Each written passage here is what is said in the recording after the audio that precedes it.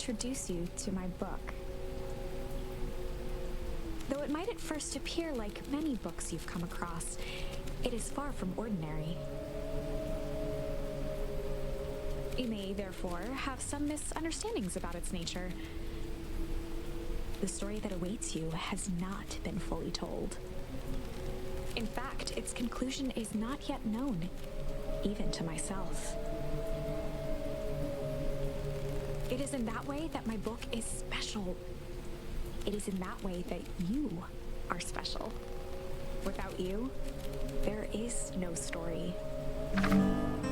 Chapter 1. Normal isn't what it used to be. This is a story about change. Nestled in a shallow valley is the town of Beacon Pines. Far from the town square, across the river, past the neglected welcome sign, a young boy walks alone at dawn.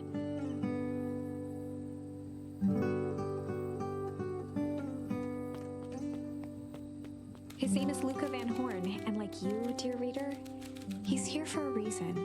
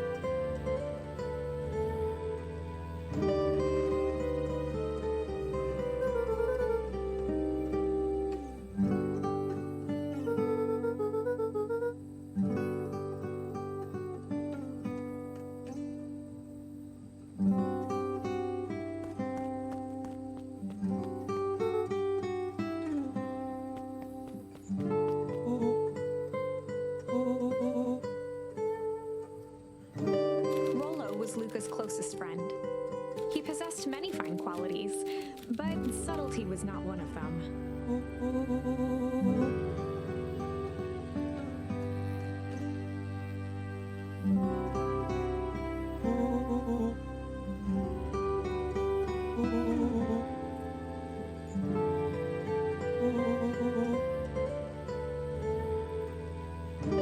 Rollo finally noticed the tears welling in his friend's eyes, and the flowers on the grave.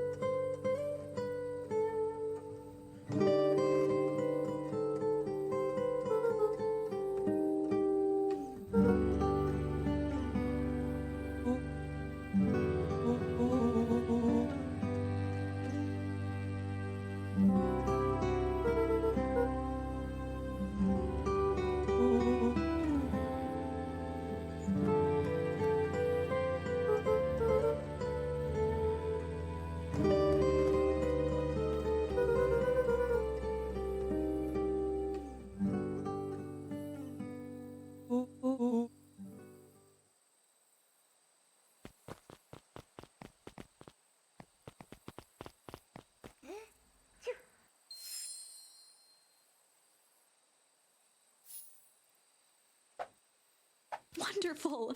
I had a good feeling about you from the moment you opened my book. That charm is a very special thing. Very special indeed. Keep hold of it for now. Its purpose will reveal itself soon enough.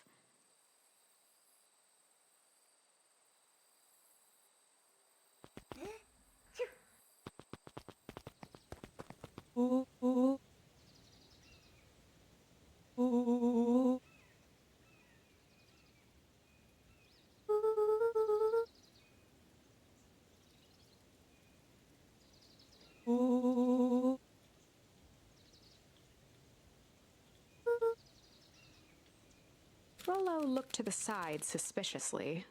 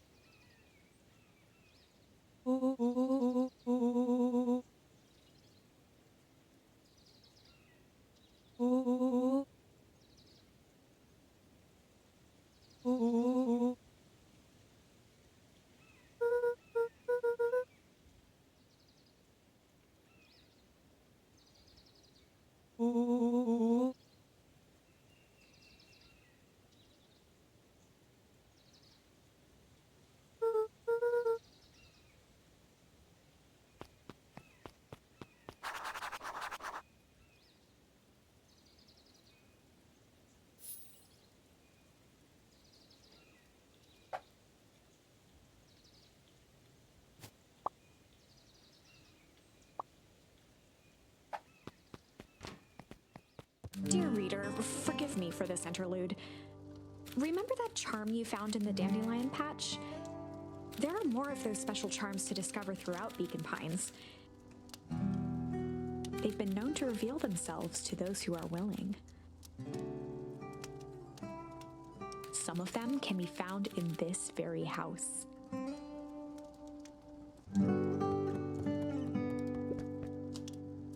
Since Gran had moved in, the house was more peaceful, more orderly.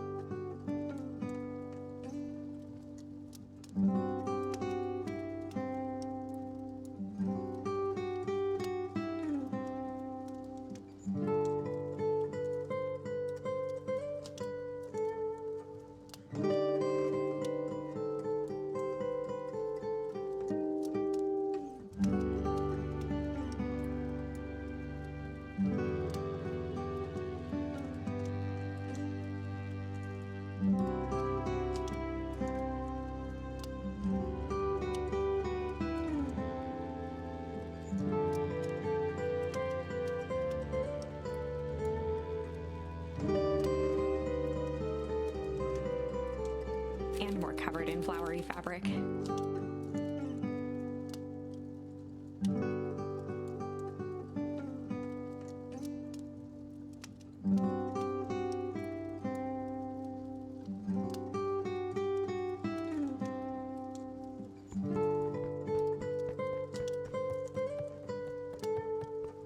Gran had already lit the fire. She kept a warm house, as if by grandmotherly obligation.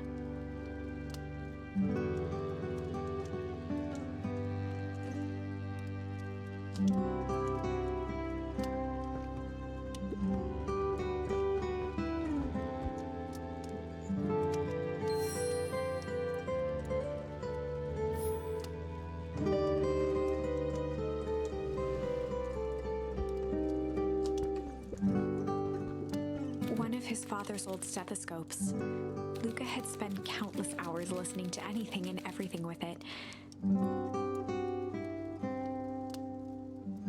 Not for years, though.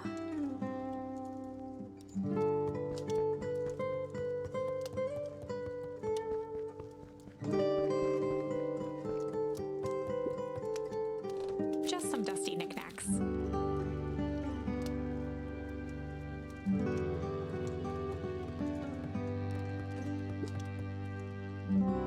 An array of prepared meals crowded the refrigerator.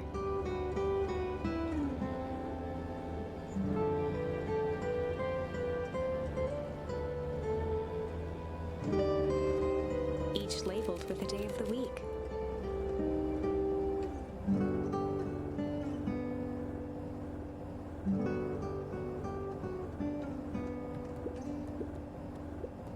A pair of dull scissors, a broken can opener, a mostly empty bottle of glue, and some loose string.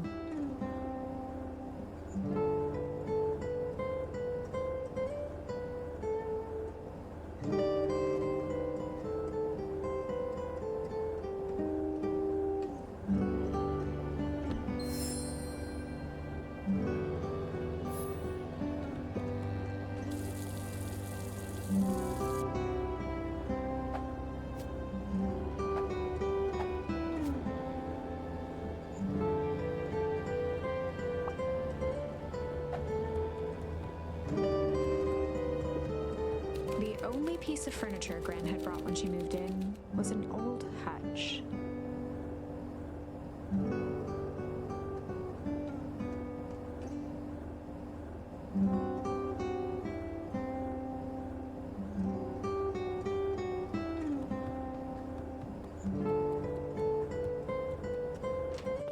Oh my, this is quite exciting. I am now certain that you are the one I've been waiting for all these years. You'll recall I was a bit coy regarding the use of charms earlier. Excuse me, I tend to have a flair for the dramatic.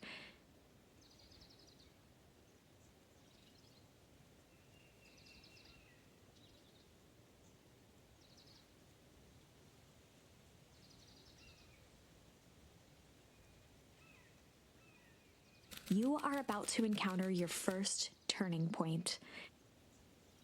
There are certain times in this tale when everything hinges on a single word.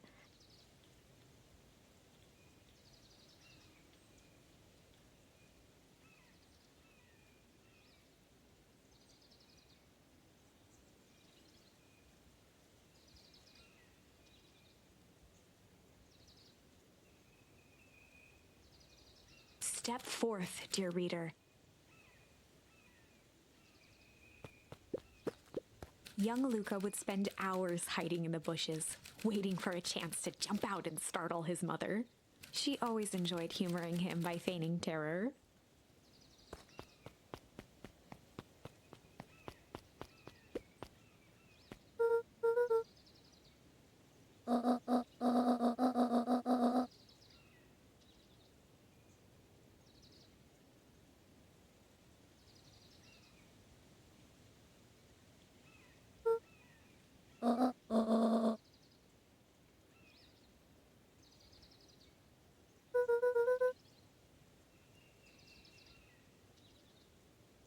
Lucas stared at his feet and muttered under his breath.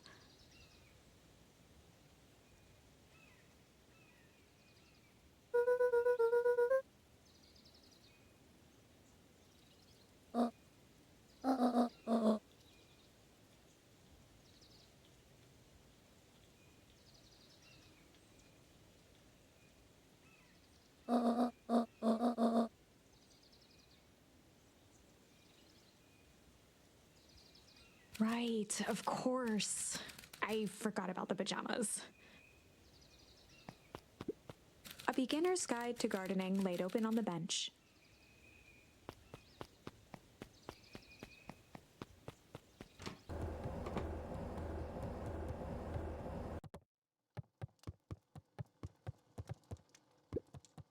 Luca paused at his parents' bedroom door.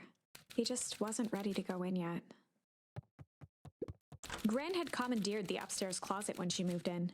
Some things need shelter from a young boy's mischief, she said.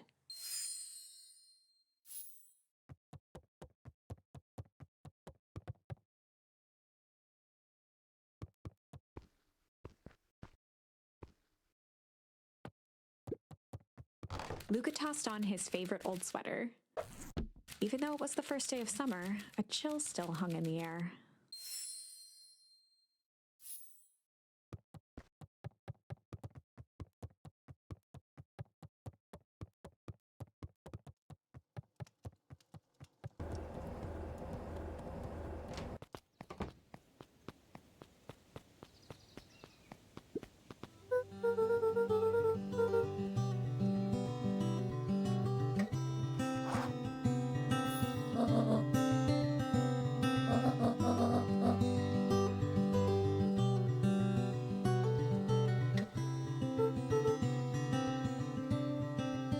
brand new, the better for everyone involved.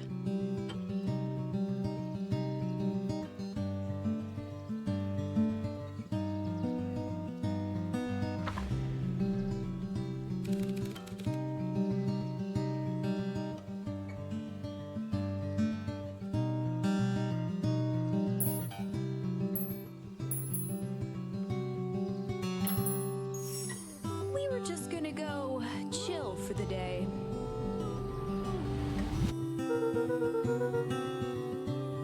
The best lies are built on truth.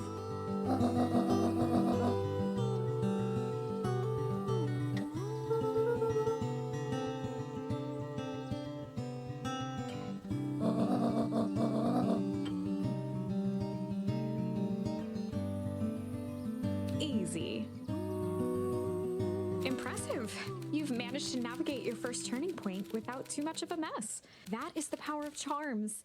A single word can change everything. I think it's time to introduce you to the Chronicle.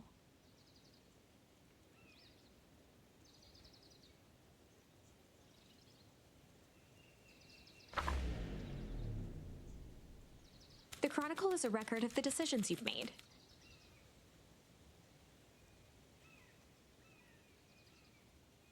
You can see the turning point, which has been revealed. At any time, you can use the Chronicle to go back and invoke different charms, creating new branches. Luckily for us, this is the one and only turning point where the charms won't dramatically alter fate. It's the perfect opportunity to experiment with rewriting things.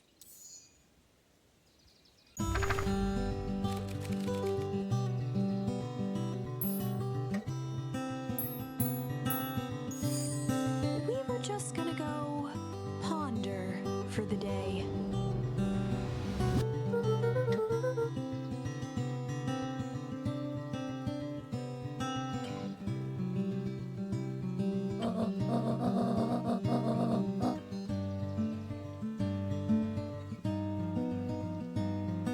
This was Luca's chance to sell his alibi.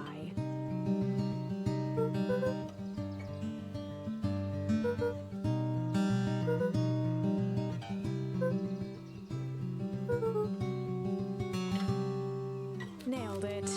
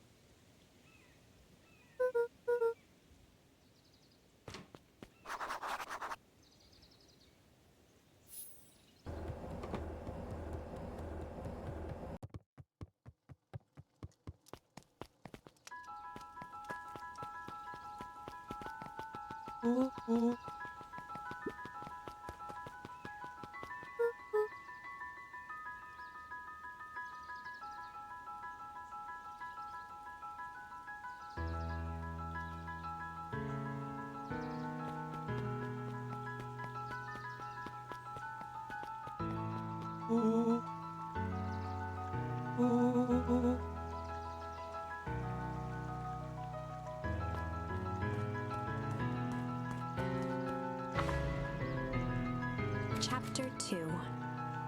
Welcome to Beacon Pines. For many years, this valley had been a small mining outpost.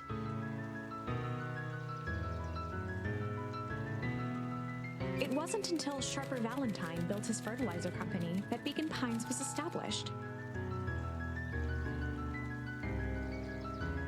Over the next 30 years, the town had grown and prospered until the foul harvest and his sudden death.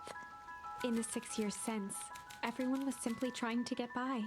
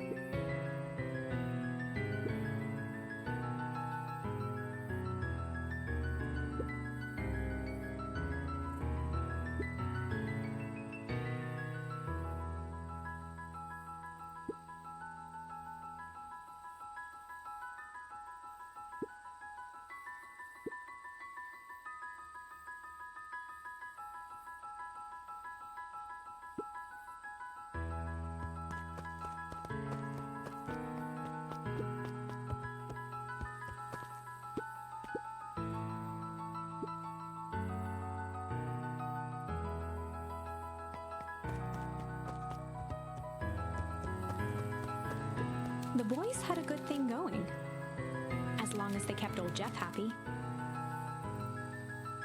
They had an endless source of precious materials to add to the treehouse.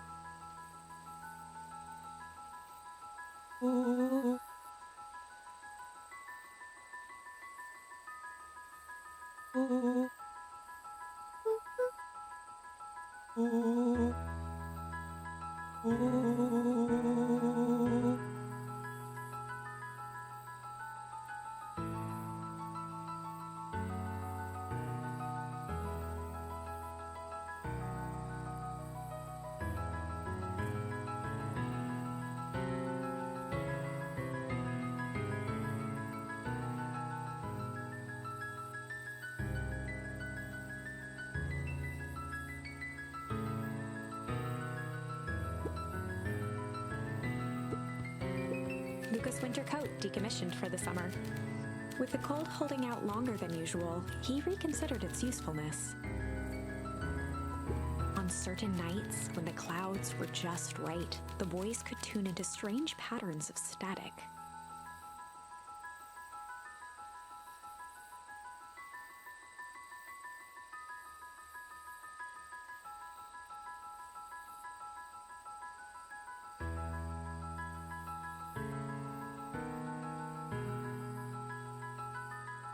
Rollo thinks it's aliens. He always thinks it's aliens.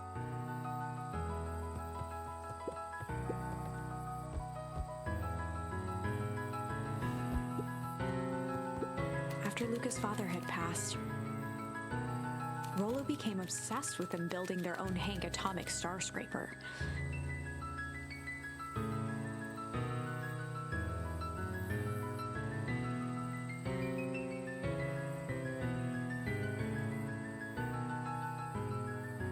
It was some time before Luca realized it was Rollo's way of keeping him occupied.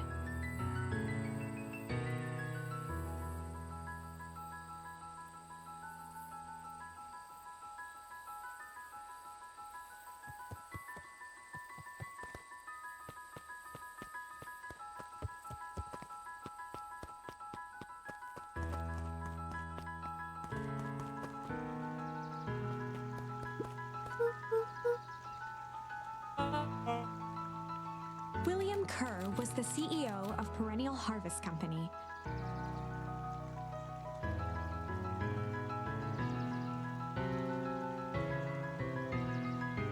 He had become a fixture around town over the past few years.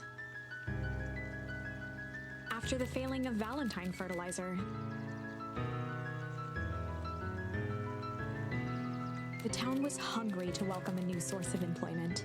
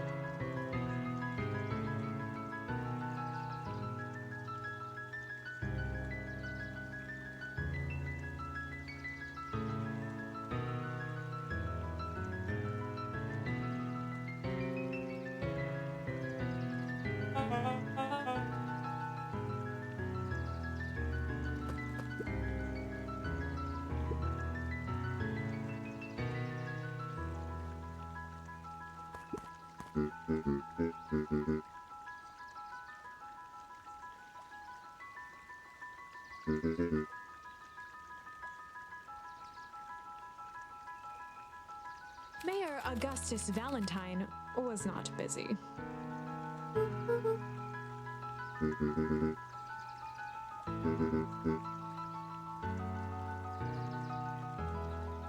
Flustered, Gus instinctively loosened his tie.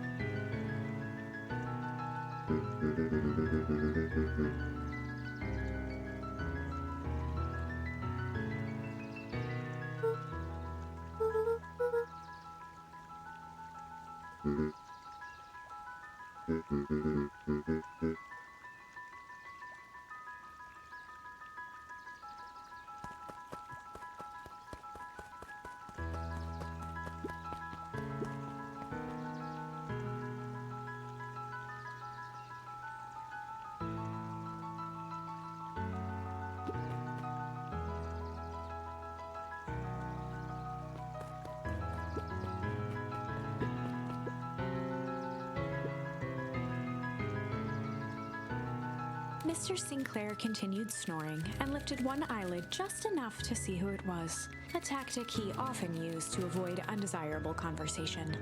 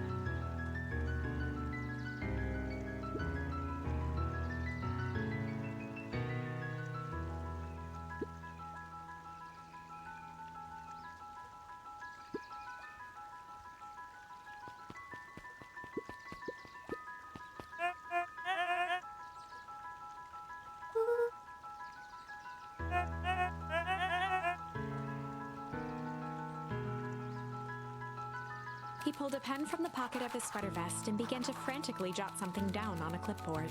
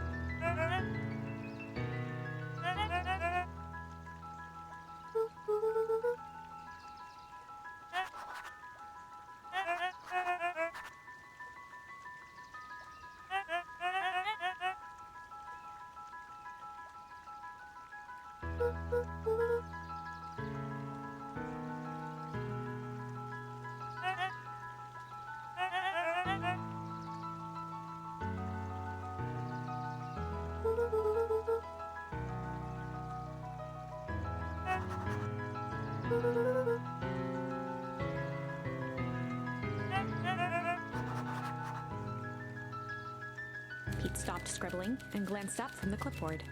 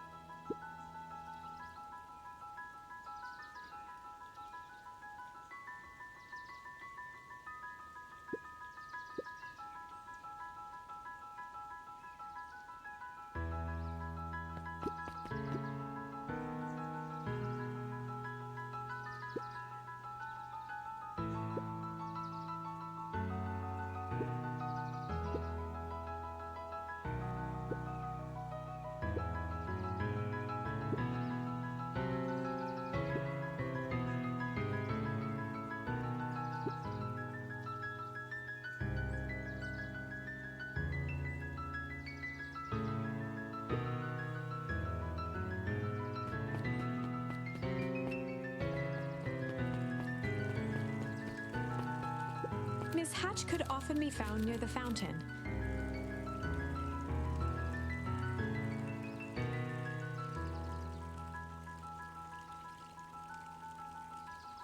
Too absorbed in a book to be distracted.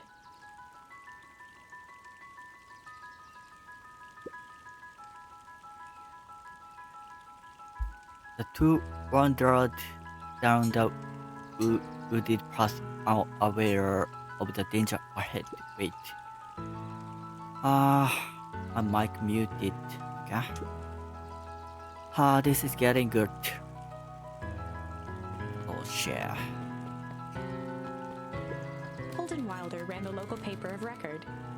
Holding while around the local prepare of record. The Beacon. Beacon. Hey, Mr. Wilder. Only look at what are they have in store for you. I was wondering if you heard any news about news. The Beacon knows the news that needs knowing. Any news about the old fertilizer warehouse? Nope. Oh. Roro thought he saw some lights there last night. Roro ought to be careful poking around that part of town. There are winds of change are blowing, and change is dangerous animal. Change. Yeah? Look at it, just the fella I was looking for.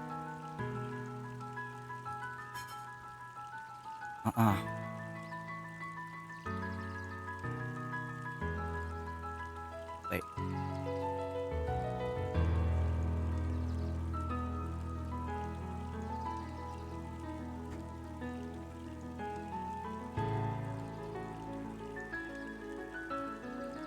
Wait.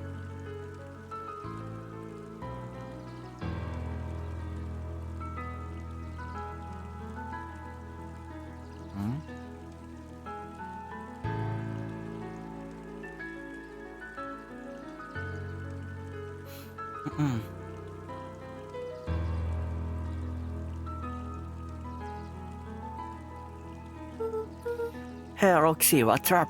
Right. Rendezvous with Roxy. This is an important turning point. The first time where your charms will change the course of fate.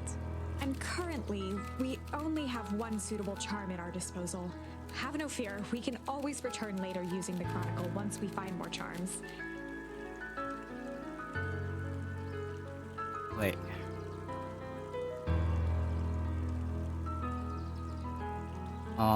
Wait.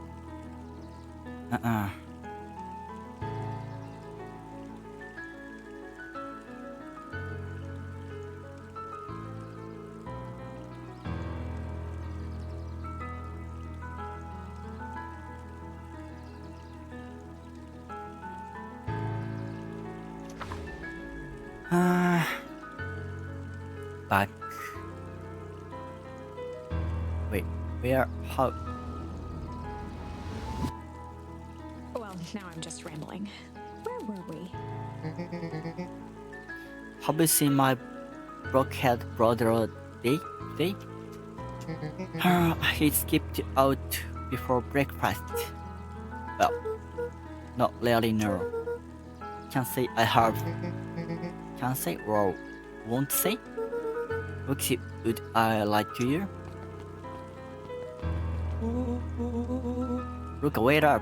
I almost forgot to tell you. Roxy might be around.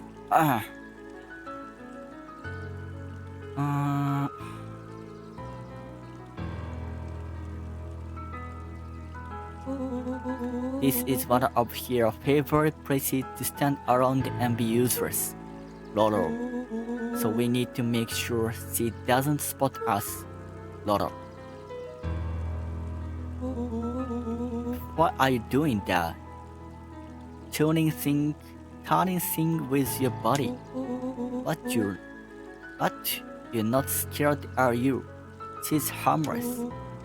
And the champ. And she's right around the corner, isn't she? Don't mind me. Just over here. How pronounce?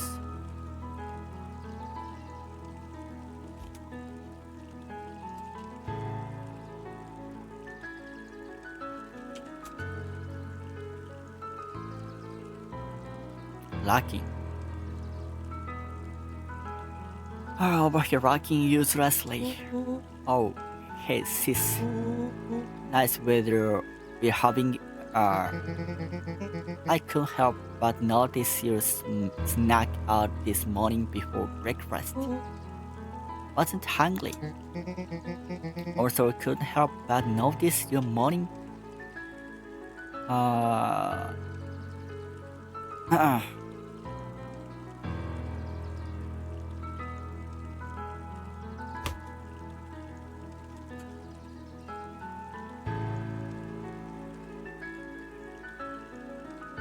Sure.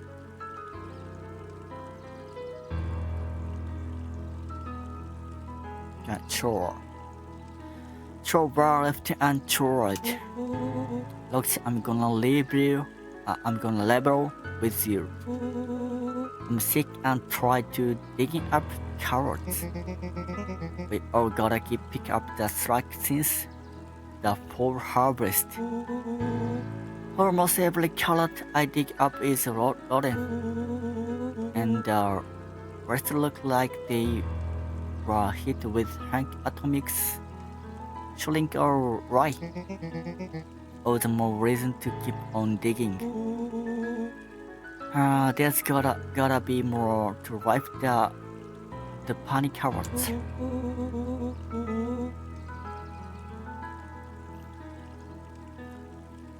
Look and have mercy to be so, if you don't mind.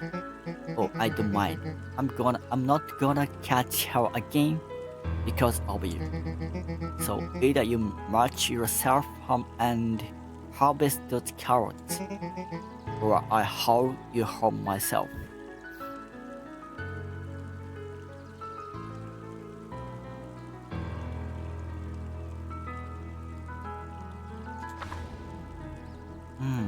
Rolo froze as Roxy took a step toward him, cracking her knuckles. Luca knew he had one chance to save his friend from being dragged home. In the past, we found the best way to deal with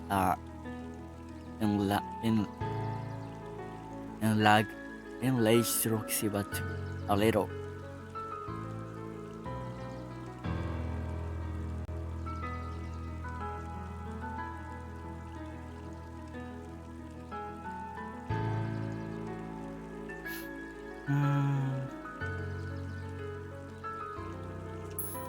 Chill. In the past, he found the best way to deal with an enraged Roxy was to be a little chill.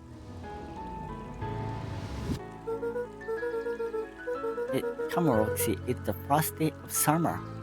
The sun's shining and we just want to take it easy. Let's leave tomorrow's problems for tomorrow. That's great and all. But Rolo's problems have a way of becoming my problems. And the Pa always says tomorrow's work is best left for yesterday. Oh, much you big off. Oh, rats.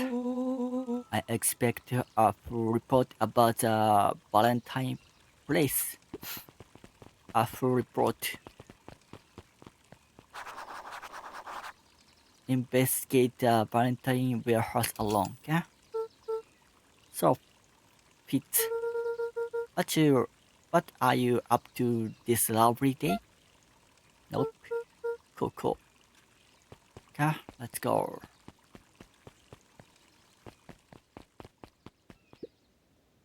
Hey, Solomon. Apologize. No time for chit chat. Okay?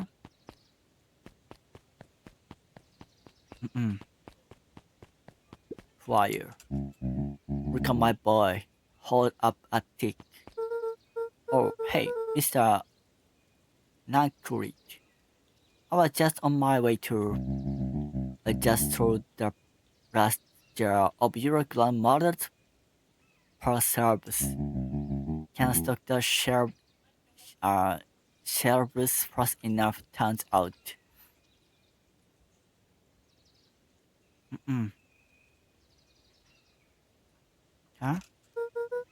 Hey, that's great. But actually, I guess Juniper will just have to swing by with more of her lovely jump. Oh, well, don't let this old man throw you down. You just remind her that she still owes me that A dance. promise Gran regretted the second it was made. Well, she's fine, Uma, the Juniper.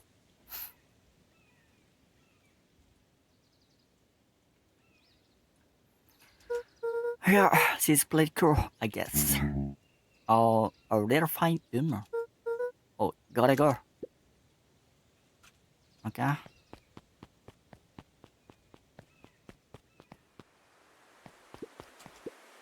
Oh, hey, Luca. Hey, Joy. How's the bug hunt going? Not great.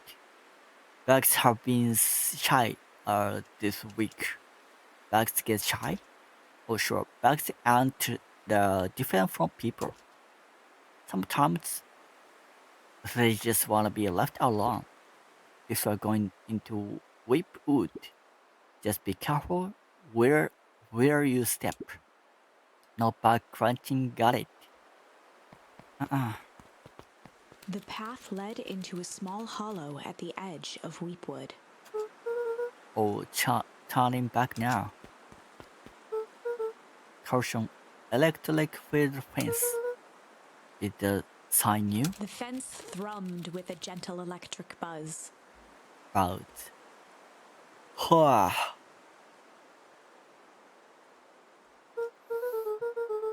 Okay, so what would Lolo do if he was here? Luca often asked himself what Rollo would do, so that he could rule out that option. I'm definitely not touching that thing. Okay.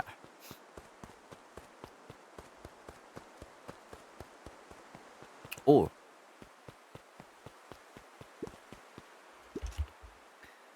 Properly Valentine Prioritize Company. Looks old. Okay. Get to end maybe. Luca knew that if he gave up now, he'd never hear the end of it from Rollo.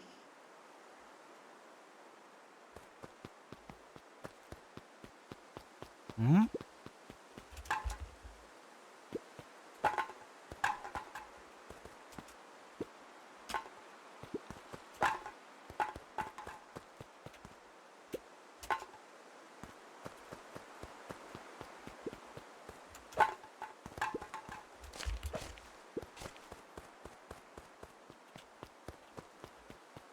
What? Oh, As sparks flew from the fence, the light atop that good section shut afternoon. off. Hey.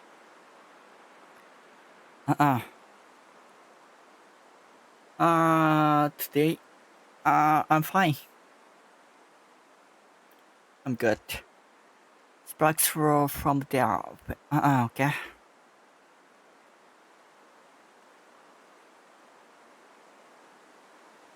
Hmm.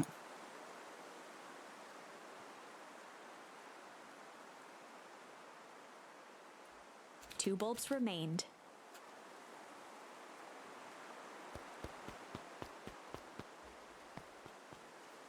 Sparkles off. Hmm. Luca knew that if he gave up now,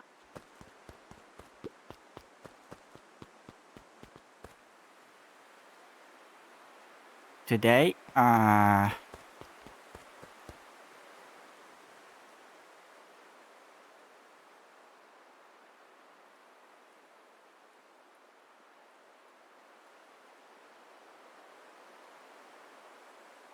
yeah.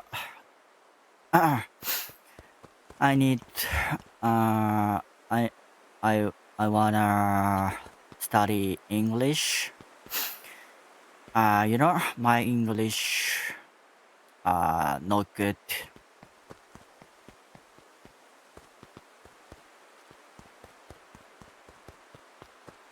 Mm-mm.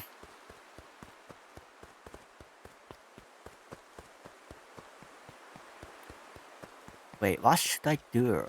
Uh.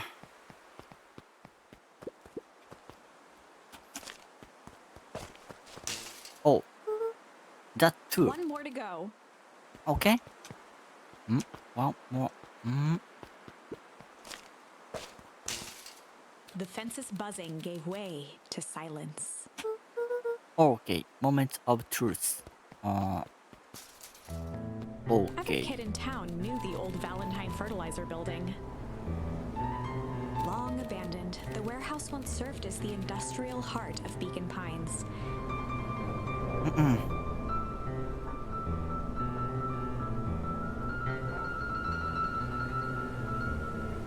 Now, it stood only as a reminder of things left behind. The dormant building showed strange signs of life. Dormant. What?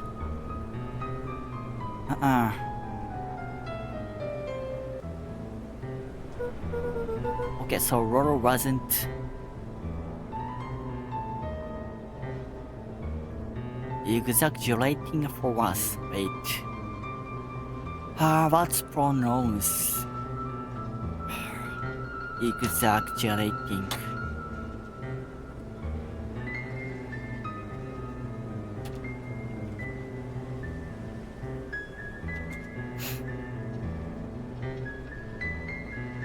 Exaggerating. Yeah. What's going on here? There's only one way to find out.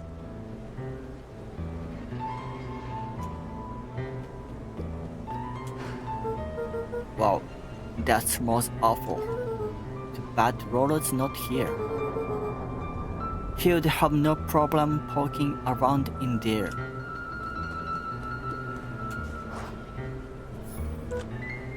Locked. Luca thought he heard faint sounds coming from the other side of the door.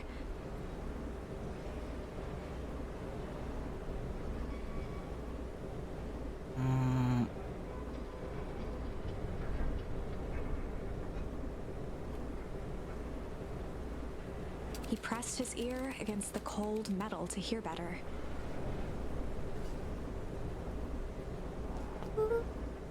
A zipper. The Footsteps. sound of footsteps grew louder.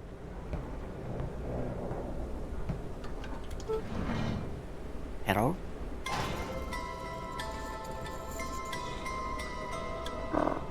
Shit.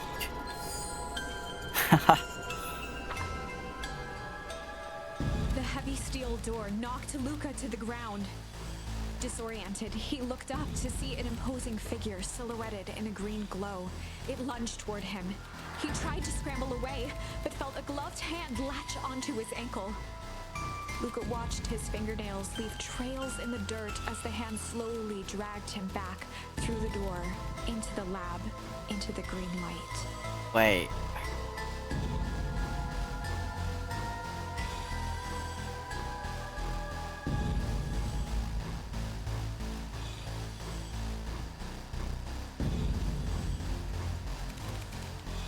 That is story about change. This is a story about change. It was far from the sort of change Luca imagined for himself. But change is, after all, a dangerous animal. The end? I probably should have warned you about this. There are many paths that our story can take. Most will end in tragedy. But don't let that discourage you. We will find the ending that this story deserves. I just know it. From here on out, a charm will have a check mark when it's been used to its full potential at a given turning point. Now, let's try something different.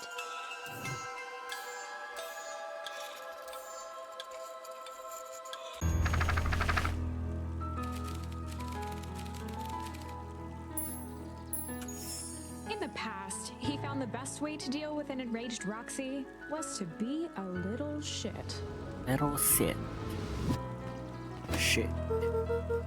Make a black white. What have you done? Did the little shit just kick me? But all you want two little Phillips, you gotta come home eventually.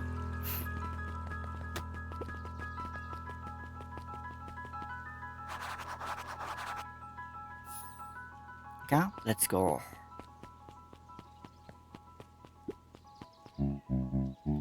Look at my ball hold up. Okay, yeah. I'm busy. I got too much for his father in him. Real shame. Shame.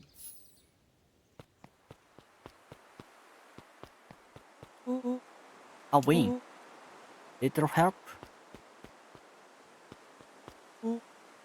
I am the champion.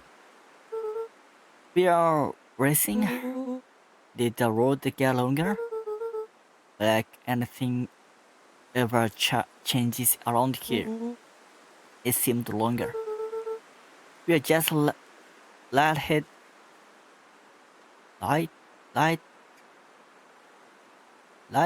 from the run. You really need to pace yourself better next time. Not sure what I would take otherwise from a second place. Has the sign always been there? Wait, what? Caution electro defense. No, that's definitely new. Sleepy. How are we gonna get around the electro defense? Don't worry, I've got this. Oh shit. Why did you do that? Pa always says you can figure out what the problem was when you are done. Great. What's now? Well, I did my part and established that touching the fence is bad, yeah. I'm sure you can handle it from here. I'll supervise from a safe distance. Right. Wow, you're a genius.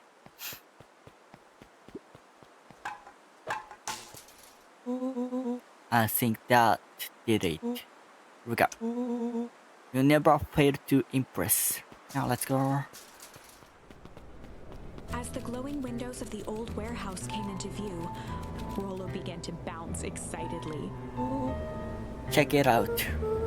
Damn, you weren't exaggerating for once. Was there ever any doubt? This definitely needs investigating. You think to is detectives on the case. This is bizarre. This is awesome. Lambo. Did you feel that? What's the excitement in the air? You bet your... But I did. Check out this puddle. That's normal. And this horse.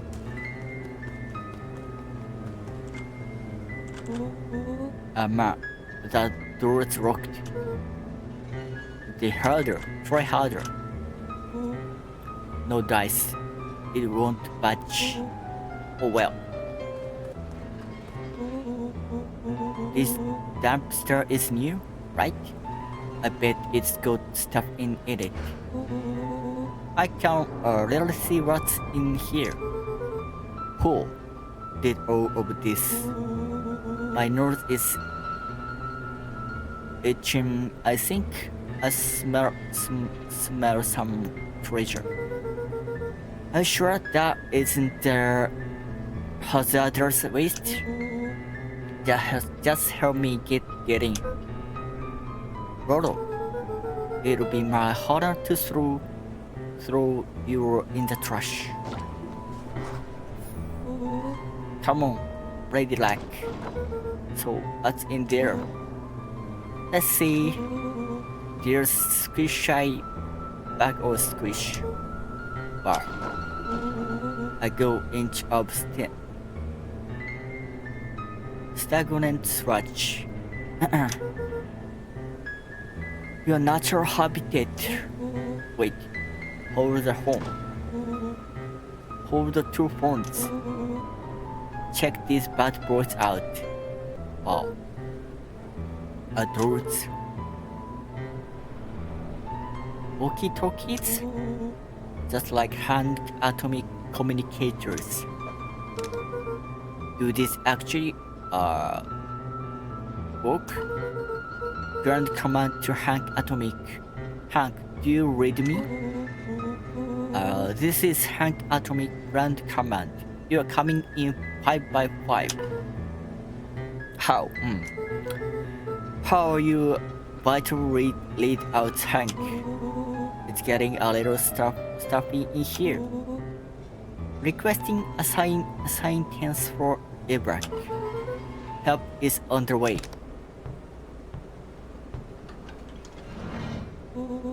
What?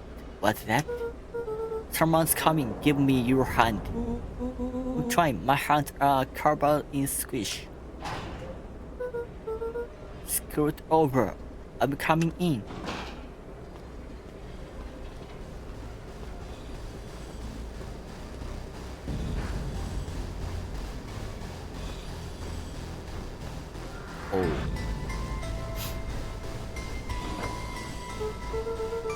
Oh. Tell me you saw that? Dude, I don't know what I see. So, he's coming back. Get down.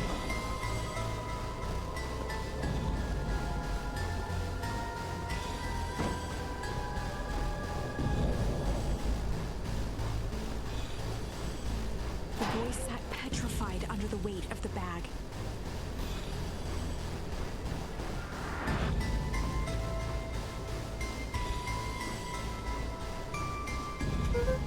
Oh God, tell me that not what I think it is. Look, do you know what separates one of the male detectives from his detectives? A ridiculous hat. When the chips are down, these detectives dig deeper for clues. Rolo felt around at the large sack which burdened them. He snapped off a tag from just within a small zipper opening in the bag. It's some sort of badge or something. What does it say? Rolo held the badge up to a faint shaft of light within the dumpster. Dr. Prescott Deep Engineering. It's name tag. Who would throw away a bag full of slimy old name tags? I think it's just one name tag in a bag full of something else. Okay. I think we should make a break for it. Stay calm. This is no time to panic. I'm not panicking.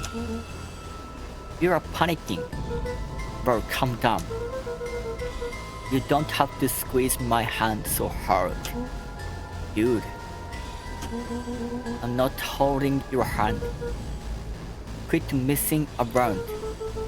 What other slime covered hand would be in here?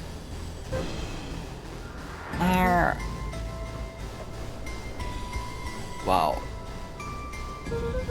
I'm beginning to see the benefits of your run for our ribs plan. Right. We've clearly established that I'm faster than you, so I'll go first. Why not go together?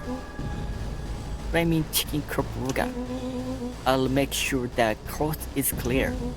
After I go, count to 100. If you hear me, yeah, run. If you don't hear me, yeah, run. Actually, either way, howl us.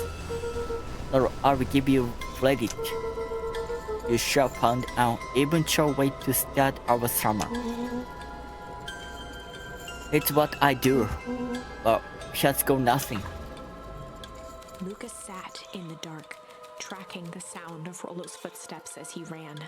1, 2, 3, He pressed his ear to the dumpster wall, straining to hear Rollo's footsteps as they faded away. 15, 16, 17. He tried not to think about the contents of the dumpster as he counted. 35, 36, 37. The thick stench made it hard to breathe. Screw it, that's long enough. Luca carefully lifted the lid and peered out. Nothing. No sign of Rollo. No sign of the man in the yellow suit.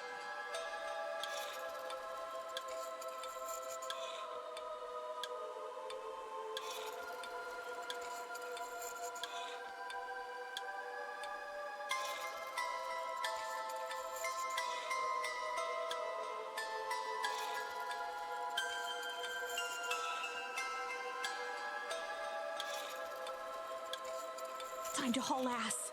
Luca clambered from the dumpster, stumbling to his knees. He was up like a shot and running, sprinting toward home as fast as he could.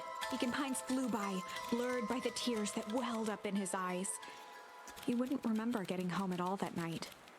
Throwing his front door open, storming up the stairs to his room and surrendering to sleep almost as abruptly as he hit his pillow. Chapter 3. Finding a Friend.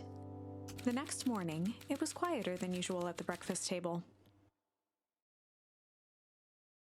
Only the sound of silverware and chewing interrupted the awkward silence.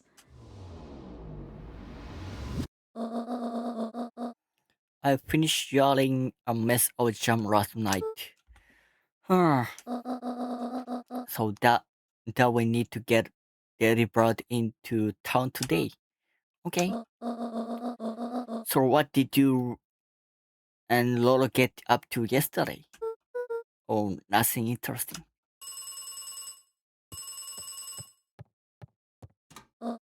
Hello?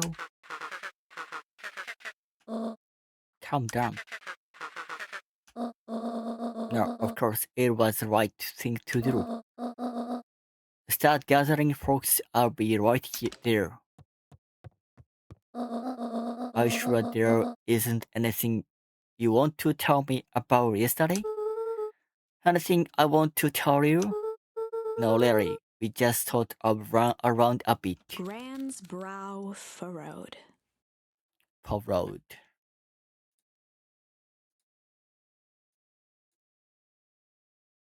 She let out a long sigh. Her voice was quiet and even. I have to go take care of something. You have to stay in the house for the day. Under no circumstance are you to leave. What? If I'm not back by dinner, these two in the icebox. But nothing. You have to stay here. Understand? Yeah. Say it. I will stay here till you get back. Good. Oh, and Luca, you left the icebox open yesterday. We are not made of money, you know? Well, that was strange. Mm.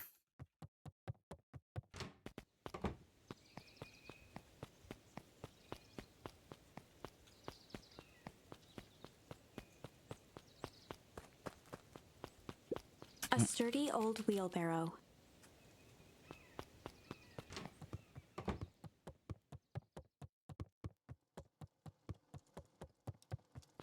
Luca was desperate to check in with Rollo.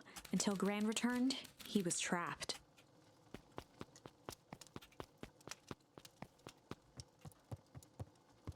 An eerie electronic sound echoed from Luca's bedroom.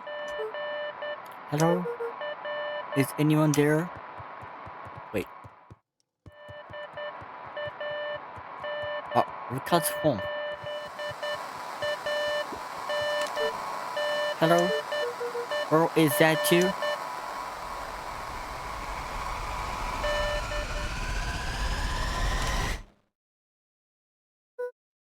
Over? Strange. Hmm.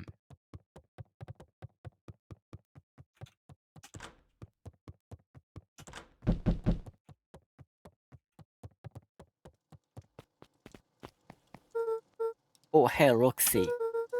If this is about me, accidentally kicking you yesterday. Is Ro here? No. Look at me, Luca. This is serious. Is Ro here? No, I haven't seen him since yesterday. Ro didn't come home last night.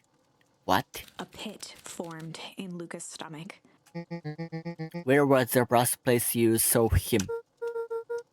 We are playing around in Whipwood, and then it was late and we went home. Whipwood? Okay. I'm going to kill.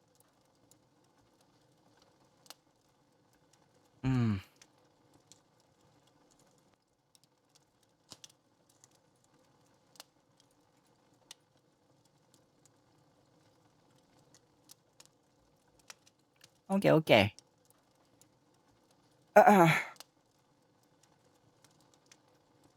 Okay, thanks.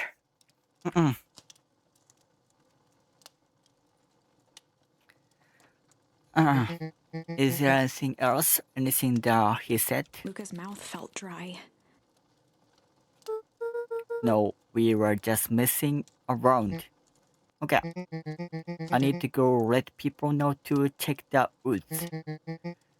You just stay on out of trouble. Go see if he's hiding in the library or something. Luca could feel his heart beating in his throat. Rolo. Where are you? Check the library for Rolo.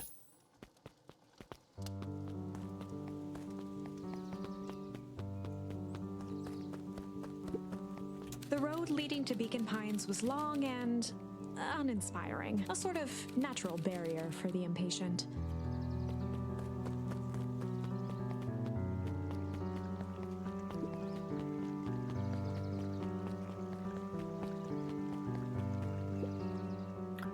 We're allowing to get back to work. Just couple more minutes. If Roxy said she'll be here, then she will be here. I just don't see why. I'm standing around, doing nothing, and waiting for Roxy. When I could be standing around, doing nothing, and getting paid for it. Come on, Ruby. Roxy needs our help. Yeah, very good intentions. Don't qualify as a legal tender. My parents wouldn't listen. No offense, but isn't Roar always getting into trouble? Something feels different this time. What can we do to help? We need to check where their adults end. So I guess it's up to us to check Whipwood. Our shift doesn't end for another couple of hours. We could spend our time making posters. That would be great, I guess. Right, and I will check Whipwood. We'll be back later to pick up the posters. I think my dad has a map of Whipwood. Let's swing by my house and grab it before we head out.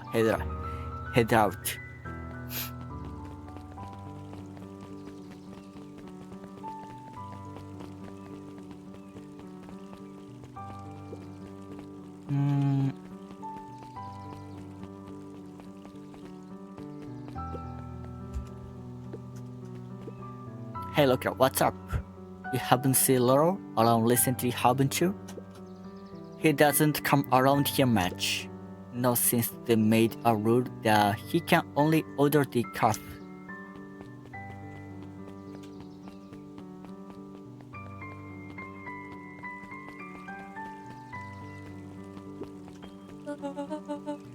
What's this about missing children? I must stress that the situation is completely under control. It just all seems too terrible. And you are sure there's nothing we can do we can do to help? Nonsense, young Mr. Carter. We'll turn up safe and sound. I'm certain. You just focus on setting in. I trust my sailor has supplied you with suitable lodging. Oh yes, Miss Valentine has been more than accommodating. We're just telling our daughter like that. Now, where did she run off to?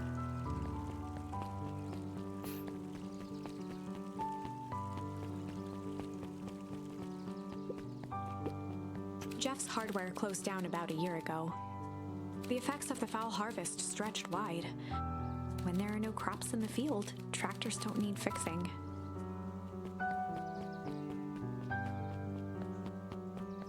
Library.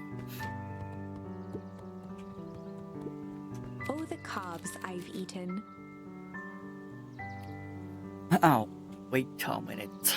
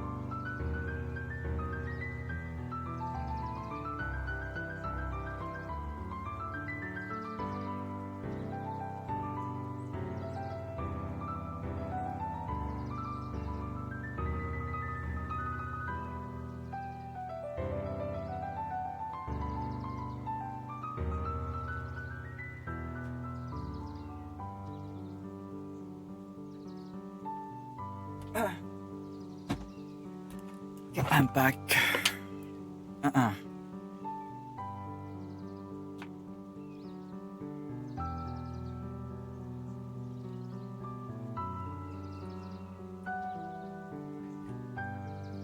salad-centric travel guide for the mildly adventurous.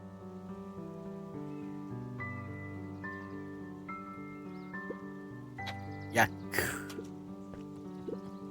Sally Seashore's simple succulent sundries. Luca brushed off a smudge of dust. Or maybe it was flour. 30 recipes so easy you'll doubt it's even edible.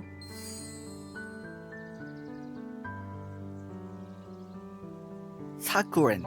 What's succulent? Succulent.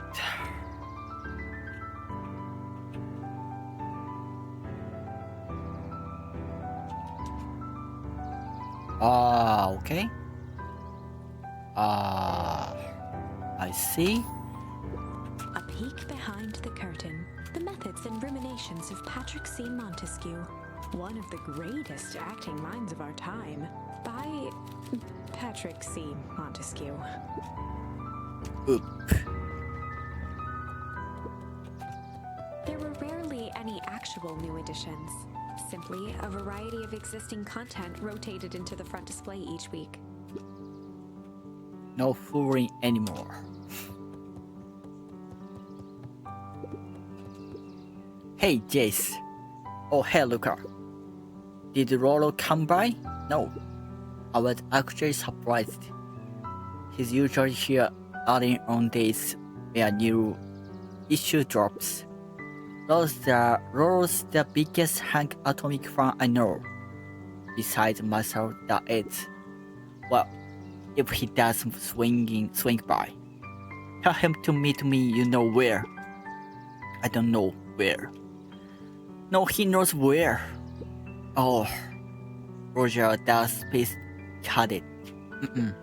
The bottom corner shelf was a dusty array of thick science books. Only one binding was clean enough to read. Cellular Biology and the Chemistry of Mitosis. Mitosis. Mycological Phosphorescence.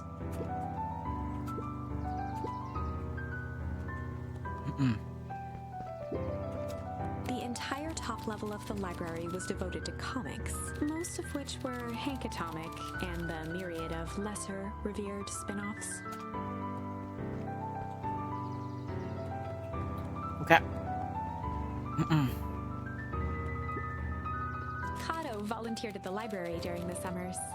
He wasn't very social, so he'd dedicate each summer to becoming an expert in a single subject, making him a reliable source of very particular knowledge. If you were to ask Kato something he didn't know, he'd escape into the dusty old bookshelves and return with just the right thing. Hey, Kato Kado. was lost in his reading. Luca crooked his neck to see the title, Introduction to Melitology. Melitology. Melitology. What?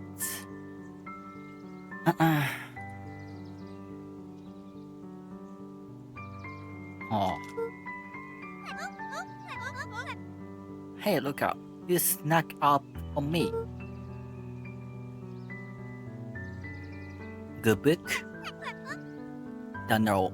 Just started. He gestured to the shelves. I'm already running out of books I haven't read yet. So now it's onto the wonderful world of bees. Turned out bees are pretty cool. For instance, did you know that around 70% of bee species actually live in underground tunnels? Or that if there are two queens in a hive, they will fight to the death for supremacy. Fight. That's interesting, but you haven't seen Lolo around recently, haven't you? No, not since yesterday. Keep an eye out for him, okay? Sure thing. If I see him, you will be the first to know. Next. What sort of monster puts candy behind a locked door? Oh yeah, Mr. Nagrid walks weird towards sometimes. Of course he does. How about you? What do I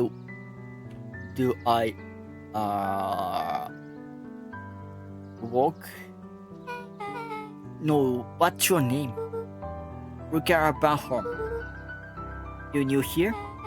Yep, not by choice. Beck's family moved often, giving her little time to establish any real connections. She would tell you she prefers it that way. I'm looking for my friend Rolo. He didn't come home last night. So he's missing? I guess so. Rex missing. Does the sort of thing happen a lot around here? Luca shifted his feet uncomfortably. Well, that sucks. Yeah. So I should probably get going. Hey, wait up. What? Beck pulled a coin from her pocket. I'm coming with you. What? So says that unlucky penny. Unlucky? Yep, well, technically it landed on heads. Leave this kid to find his friends alone. What?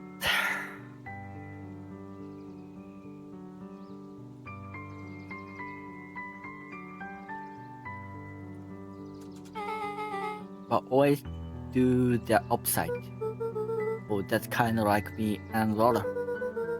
I guess Lola is my unlucky penny. That settles it. A person should never be without their unlucky penny. Let's go find him. The name is Beck. Pleasure to meet you, Beck. I suppose I could use some help. Try to keep up. Let's go. The phone booth was brand new, part of Perennial Harvest's Beacon Pines Reborn initiative. It didn't see much use.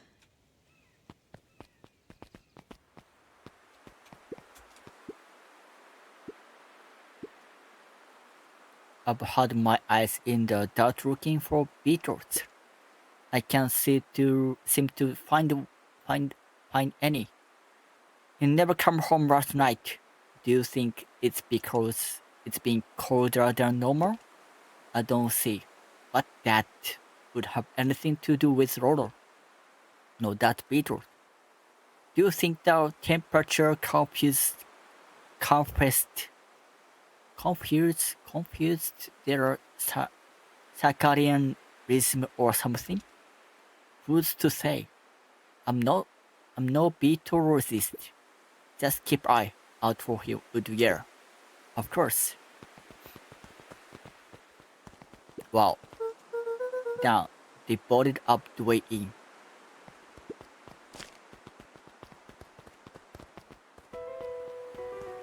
What? Luca felt a chill as he approached Beck. Her eyes were locked on the strange green liquid. The nearby grass was coated in a fine layer of frost.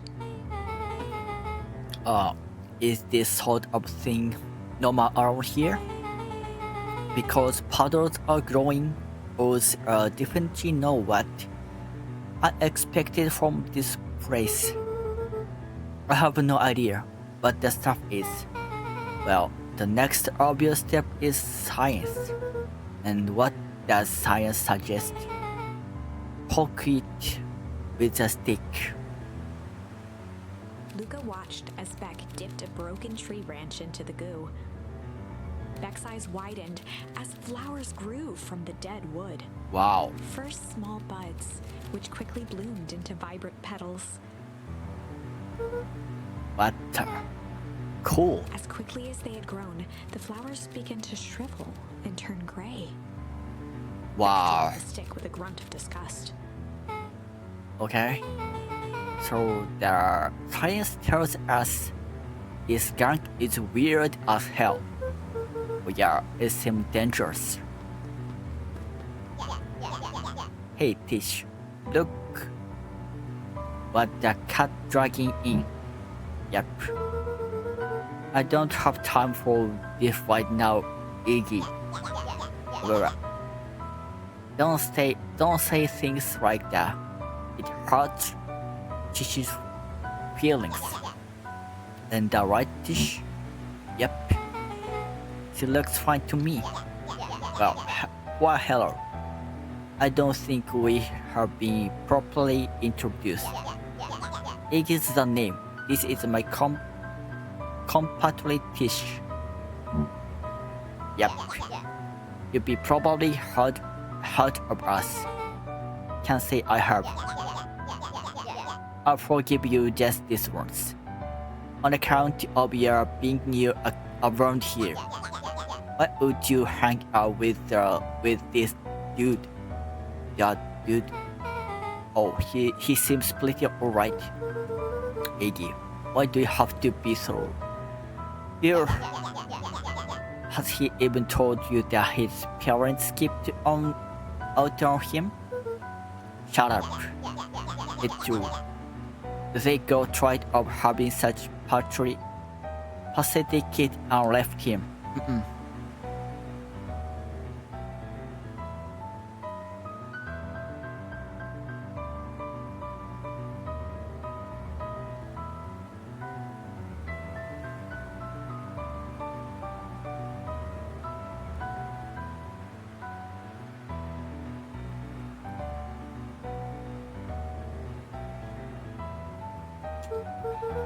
Okay, I'm only gonna say this all the time.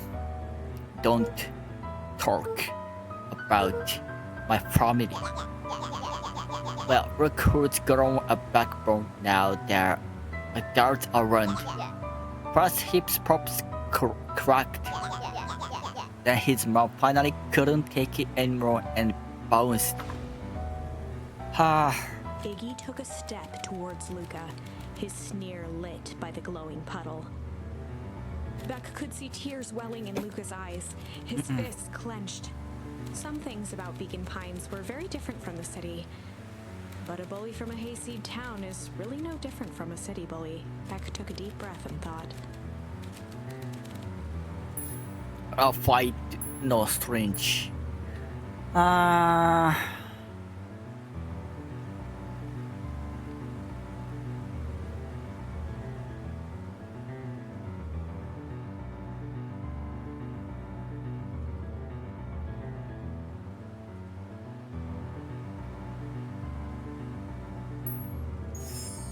Well, time to bust out the strange. right, looks like you did a little mud bath. What's wrong with your new kid? You're about to pound your friend. Beck stared in silence, the only sign of life being the twitch of an eye. It's weird when people don't talk. Yep. Stop being all weird. Oh, hello? Are you some kind of wakadu? Makes sense. Wakadu's trouble impacts and At dude. the sight of Iggy taunting Beck, something in Luca snapped. Iggy's smirk shifted to a look of shock as Luca launched himself into his stomach. Iggy's clothes were drenched in the glowing ooze. Jack, my clothes are ruined. I'm gonna. Iggy's voice began to slur as he struggled to get up. I don't feel so good. Arf. I'm sorry, I just. Oh shit. Yep.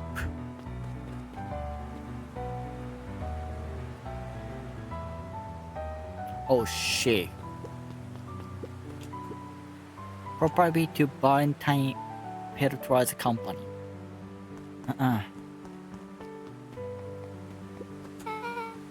That was intense. It's gonna be okay. It's gonna be okay, right? Nothing about this seems okay. At the warehouse, this strange ooze and what it did to Iggy. Was Rollo caught up in all of this? We have to find Rollo. You took the words out of my mouth.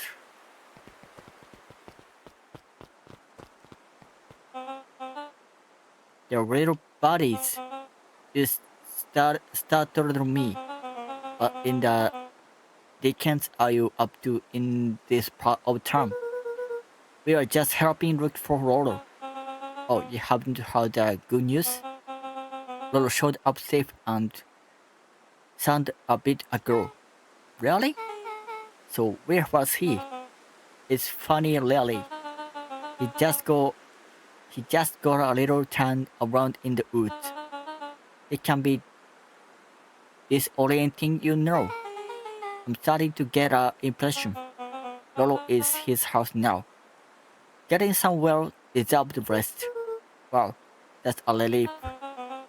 You two should scurry along before you get lost yourselves.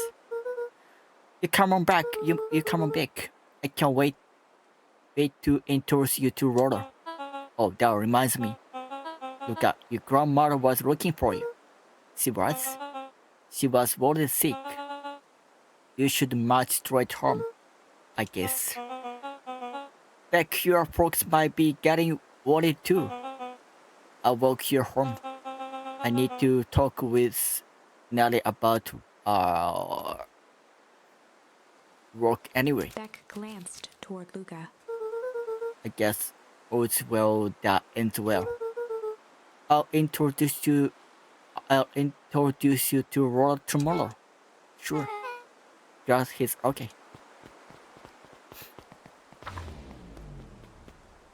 Rollo was safe. A wave of relief washed over Luca, which was quickly replaced by a sense of dread. Gran is going to kill me. If he hurried, he might just make it home before sundown. Chapter 4. Our harvest awaits. Luca took a deep breath and gingerly opened the door, steeling himself for Gran's wrath.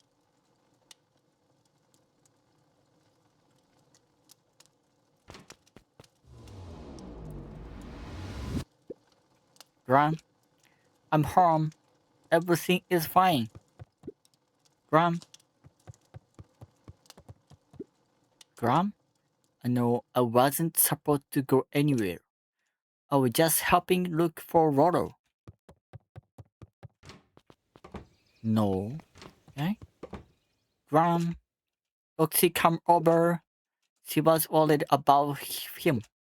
So I figure you wouldn't mind if I helped to look for him. It turns out Roro is safe and sound.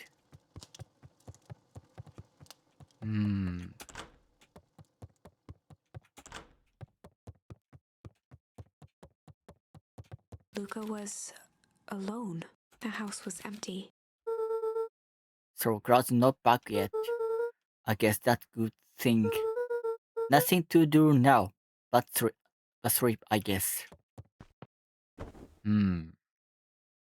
Luca was sitting by the pond, listening to small waves lap against a rock.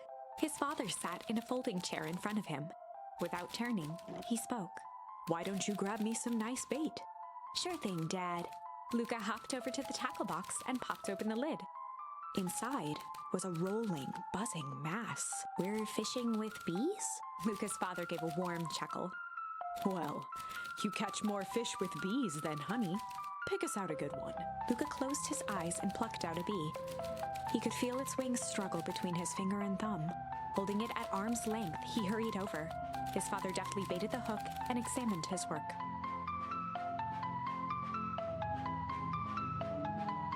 "Interesting choice." With a practiced flick of the wrist, the line buzzed in a graceful arc.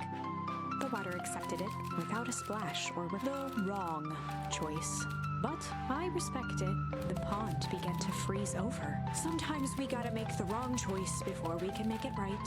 Pallid ice propagated across the still surface with an alarming speed. Luca scrambled back as the ground beneath him turned cold. "Dad, I don't understand." "Sorry, kiddo. Understanding isn't always part of the deal." The relentless ice shot through the fishing line toward his father.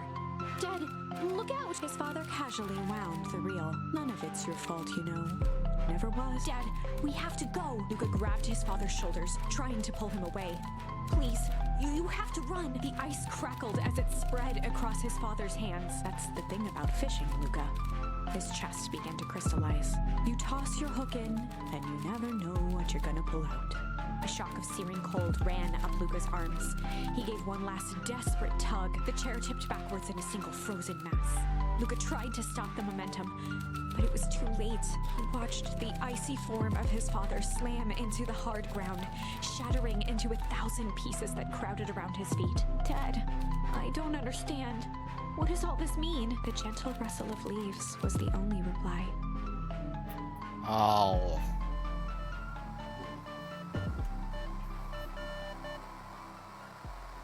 Luca's eyes struggled to focus on the walkie-talkie. Rollo? Faintly, he could hear Rollo amongst the noise. Rollo, is that you? There? Rollo, it's the middle of the night. Okay, thank God. Listen, I don't know how long this thing will, broke down here. Down here? Rollo's voice was coming through more clearly now, but some words were still just static. Listen to me. Someone grabbed me yesterday. What? The man in the hazmat suit? It was took me some sort of. I think I'm underground. Underground? Are you okay? Kinda. This seems more interested in Ona Aris. Mr. Kelly said you made it back home safe. No. He's... Hold on, someone's The coming. signal went silent. Rollo. Bro, where are you? Luca held still, waiting for a response, his pounding heartbeat marking the passage of time. Okay, I think they're gone. They're getting worse. I can barely hear Rollo's voice began to fade. losing signal. Not much time.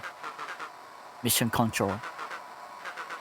You need to the treehouse. The treehouse. With that, the signal died for good. What was he trying to say about the treehouse? What's that What's at the treehouse? The antenna? He wants me to use the antenna in the treehouse to get a better signal. Bro, you're a genius. Luca grabbed the walkie-talkie and sprinted to the treehouse. Okay. Okay, my bad. Luca heard a group of footsteps approaching. He dashed behind the bushes to avoid being spotted. What?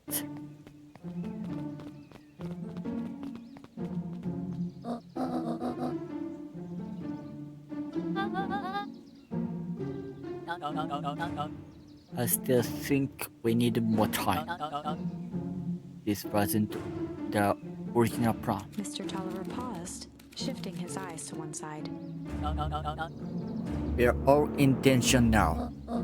I, for one, refuse to sit idly while the danger persists. Hiram, you just keep your wits about you. Mr. Tolliver took one long, quiet breath. You're right, you can count on me. I just wish we could have made the deal with Harris Valentine. Her resources would have still come in handy.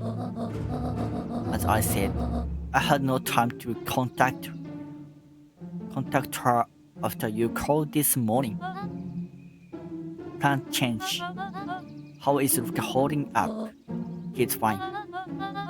We shouldn't lose sight of the fact that is all. I know very well what all of this is for. We have no choice. Operation Spark Plug has a new objective. Are we agreement? The three shared a determined look. Good. We will reconvene you after the festival.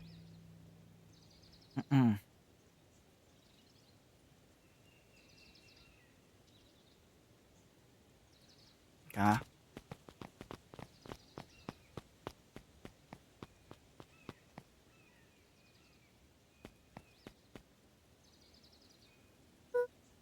Grant, why are you meeting with Mrs. Fratelli and Mrs. Tolliver late at night? Hey, look her. Yeah. Down, you scared me. How long have you been there? Oh, just a few minutes. Earlier today, I saw Mr. Tolliver and your ground enter the diner together. When my shift at the newsstand was over, they still hadn't left.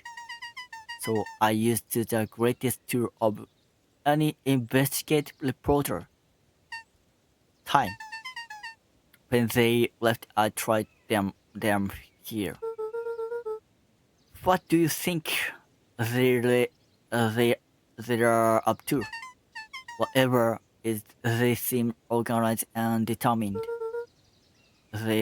They mention festival? Yeah, I heard there too.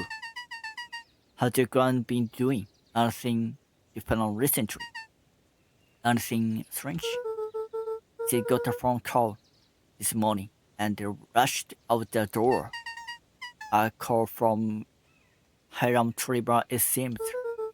She was either furious or terrified, or both. Look, be careful out there.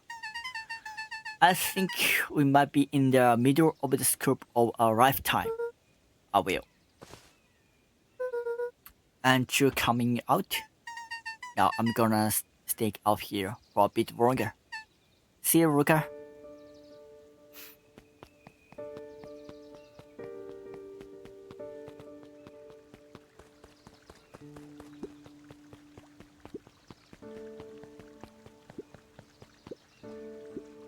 I changed the sign. Splendid, did anyone see you? I don't believe so. You were right. It was simple enough to just rearrange the letters. A choice for a prank though. In situations such as these, But it's good. The two boys shared a mischievous grin.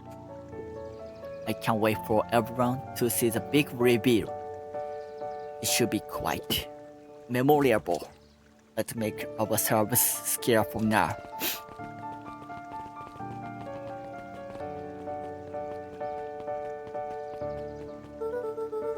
I better hurry up to the treehouse.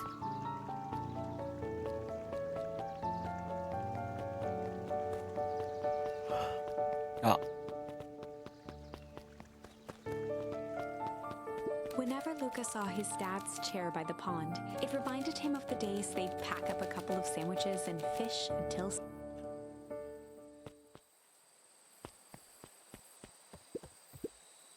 go pick up your bait. The tackle box. Bacaro.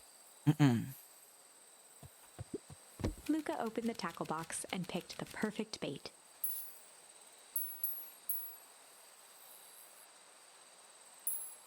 Luca gently baited a feather onto the hook, good for skimming the surface.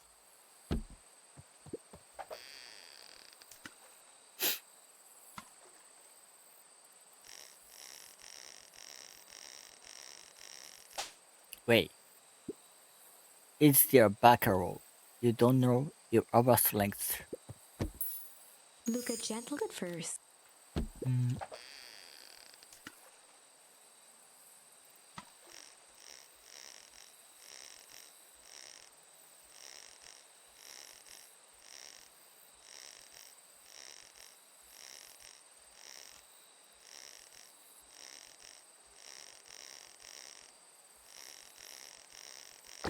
Oh, duck. Well, I've switched. It's your old rubber ducky. You are just a little drawing both of when you lost that. Cried for days. I told you it'd be turned up. Hehe. Luca tied a shoestring to the hook. What fish could resist a nice shoestring?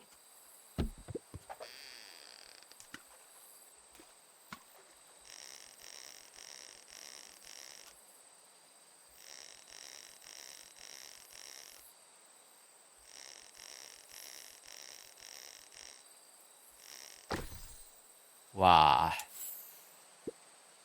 Where do you think the other one is?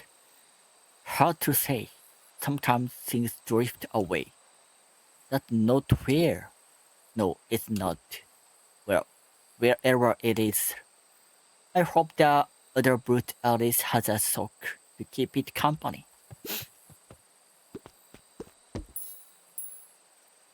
Luca placed a sinker on the line. Sometimes the best stuff is at the bottom of the pond.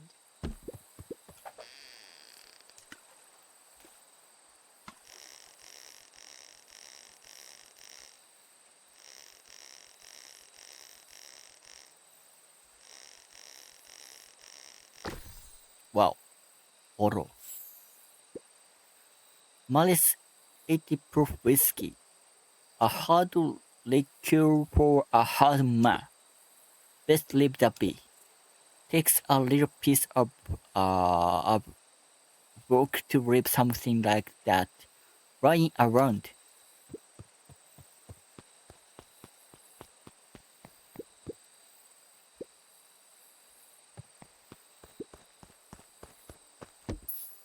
Luca gently at first. Hmm?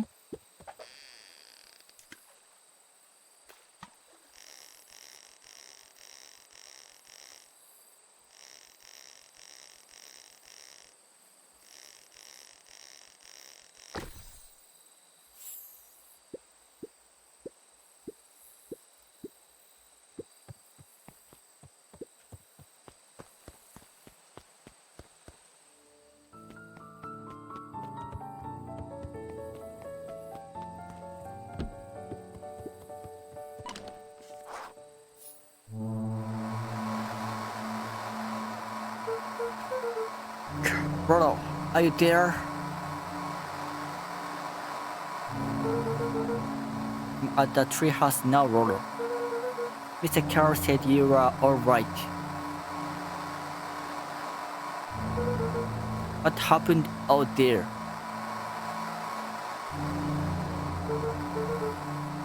Thank you, where are you?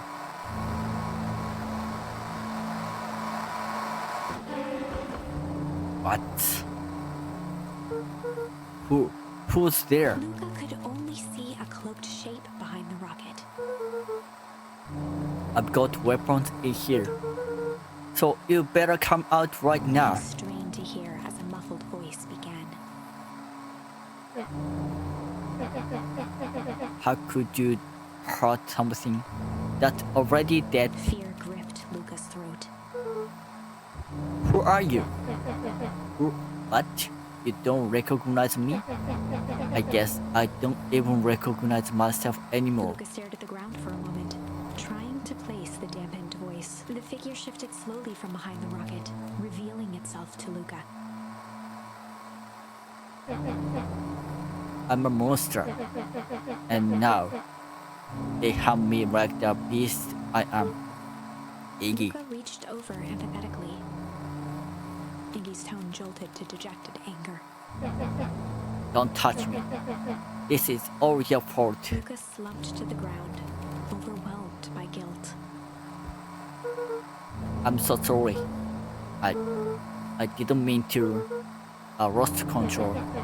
So you couldn't control yourself for a second. And I get to be like this forever. There must be a way to fix this. Oh, you're gonna be my savior? Perfect little Luca saves the day. With a positive attitude and the power of friendship. None of this matters. There's no time. They are after me. They chased me all through Beepwood. I only came in here to hide. Hide from who? Who's after you? Bro, it's not safe, Luca. Bro, where are you? The treehouse. I'm the treehouse roller. Where are you? No, Luca. The treehouse isn't safe. They said they were going to the treehouse. I was trying to tell you to stay away from the treehouse. Who said they're going to the treehouse?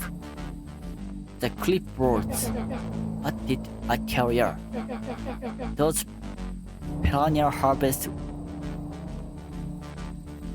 Wakadoodles are after me. They've been chasing me, yelling questions at me. What sort of questions?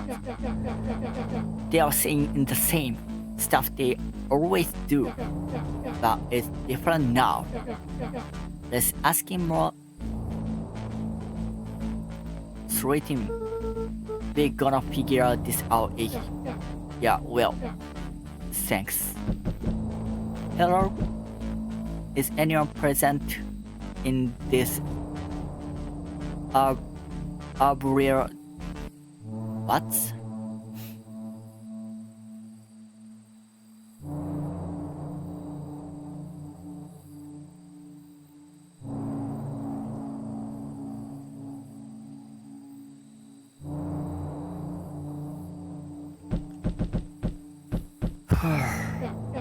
Crap. They find me. Look at what's happening. Don't panic. You stay here and I will see what they want. Hello, Mr. Brownhorn. We would love to hear your thoughts. Do you have time for informal chat? We believe your time is valuable to us. Be down in just a second. Of course. We have a problem. Okay, you gotta get out of there. Who's out there? Is them? Yeah, it's a clipboards. A bunch of them. How many? Maybe all of them. And yeah, you are right. They are saying the same stuff, but with their creepy knob clank there to turn. My young Iggy, be pleasant. we would love to hear his thoughts. Run. Iggy slumped to his knees. I don't know what to do. I'm just so tired. Luca, what do we do? Luca grabbed the walkie-talkie and headed for the window. From my lid. Luca and Iggy climbed up the back of the treehouse to its roof, where Rollo had constructed his MCDC, the Mission Control Defense Cannon. From behind the crowd of clipboards, William Kerr strode forward, a warm smile on his face.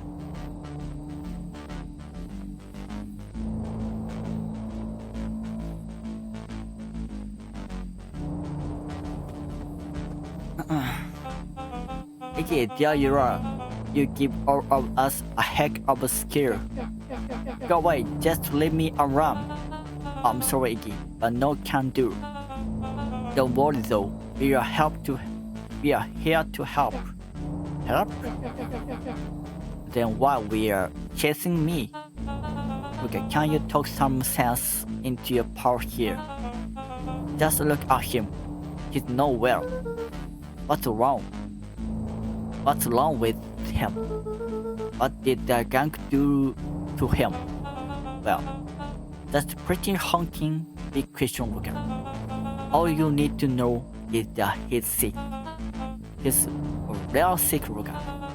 I just need to let us up there and take care of him. You told me Rollo was okay. That he was back at his place resting. His poor fella just got a little lost. That's right.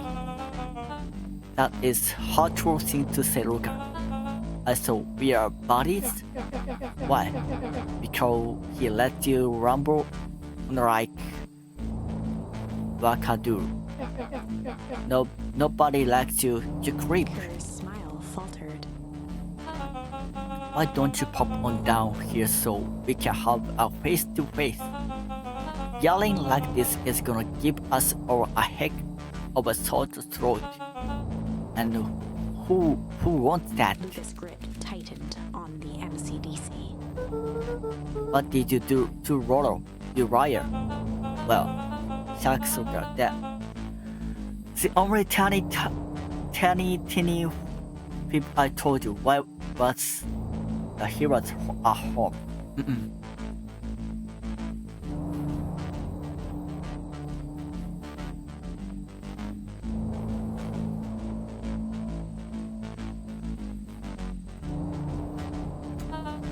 He is resting and he is perfectly safe. For now at least. What happened to him next is up to you, Luca. Look around. You are in a quite a pickle, and I am the only person in the whole wide world who can help you. You get to decide how this ends. Luca's mind raced. He was caught in a trap. What do you do when there's no hope? He wiped his cheeks with a sleeve.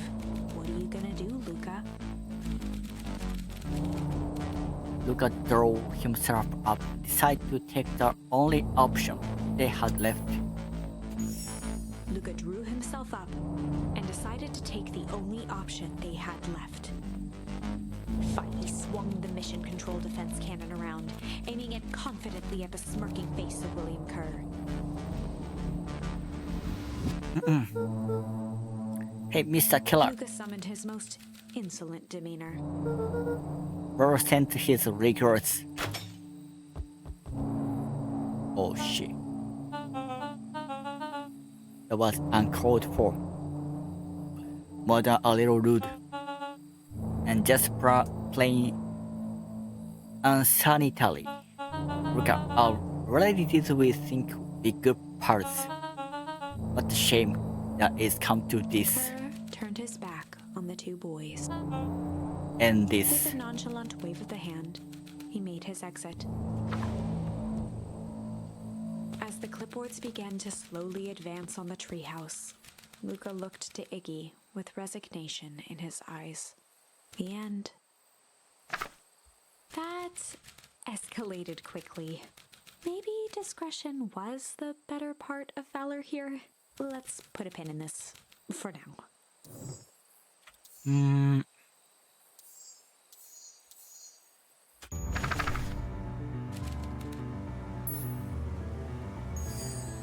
Well, time to bust out the tickles. Hey, Tish. Want to see something cool? Yep. Check it. Beck lunged forward and began to tickle under Tish's arm.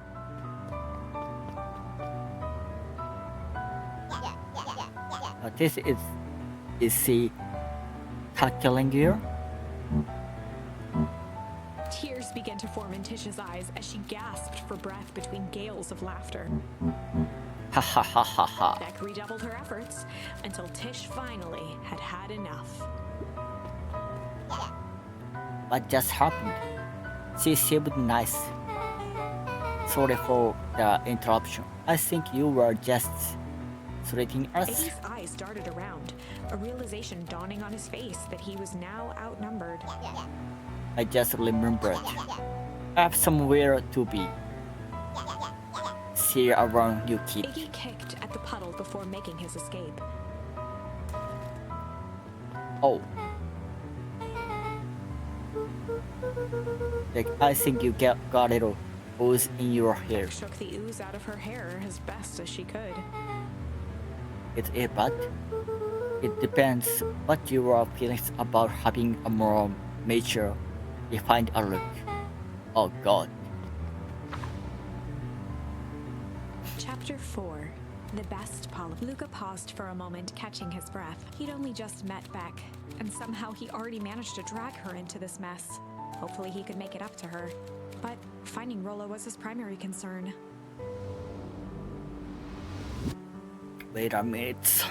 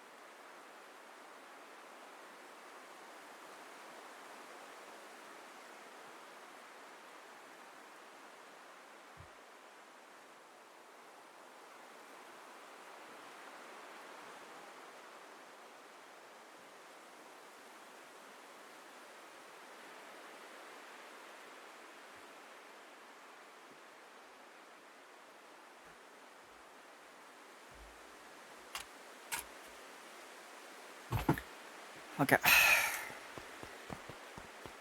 Okay, what the hell are you doing out here? And why did a kid with gray hair just run past us in a panic? Roxy and Fitz looked drained. It was clear they'd spent all day searching. That's Beck. I don't care. I don't care who sees. What happened? We are just helping look for Rollo. Okay, I need you to start telling me the truth. Roxy's temper could often be dismissed as the impatience of an older sibling. But this was the most intense Luca had ever seen her. Her eyes were wild and unfocused, looking straight through Luca. We are running out of In time. a torrent of rambled words and tears, Luca broke down.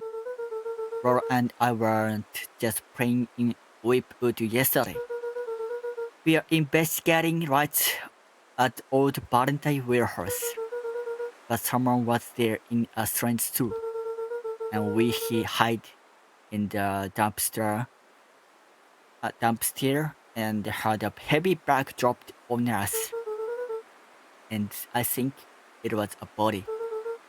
And so we ran. But we got split up. And I ran home. And it's all my fault. And now my best friend may never come back. Wow. Just wow. Roxy, still exhausted and angry, softened briefly as her eyes hunted the ground and thought. With a determined sigh, she looked up at Luca. It's not your fault, Luca. That's gonna be okay, I promise. Roxy drew herself up. I'm gonna fix this, Luca. Go home. But I wanna help. This is too dangerous for a kid. I can't just sit around. I have to do something. Roxy tried to think of the safest place to send Luca. We go back to the little tree house that you like to play in. Wait there in case Roro shows up. Sounds like a plan? Luca wiped his cheeks and gave a quick nod. You did the right thing telling me the truth. Now, Scott. You really believe history? What other option do we have? Things have been strange around here. Leading up to the festival. My dad has been acting weird lately. Well, weirder than normal. Looking into the puddle, Roxy rubbed her arms to warm up. What is so cold here? This place gives me the willies.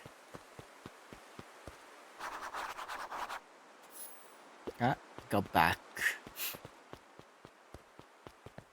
Mr. Nuncreed jumped with a start. Wow, don't sneak up on an old fellow like that. Sorry. Who were you talking to? What?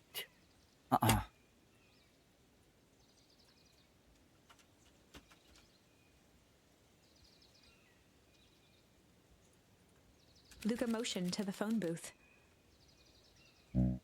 Oh no. I was just checking because I thought I heard it ring. But the dance thing never does, of course. Yeah, I've never seen anyone use it really. The whole thing's a waste of money if you ask me.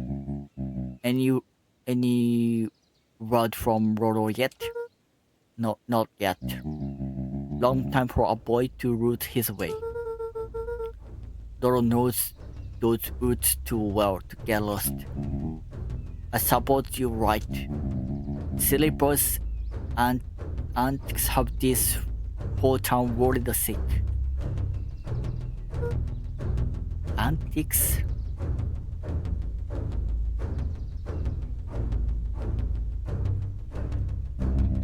We all know Roro likes to play his little pranks.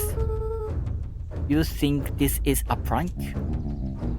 What other possible explanation could there be? He did not bring a prank, and he didn't get lost.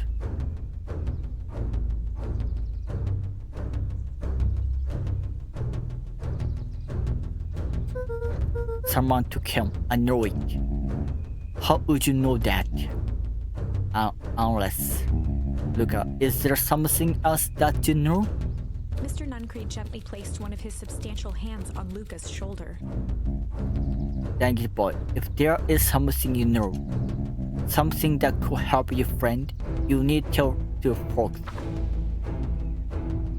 Luca peered up at Mr. Nuncreed. Kind eyes warmed a stern face. There was a deeper emotion hiding beneath it all. It was subtle, but Luca could sense something eating away at him.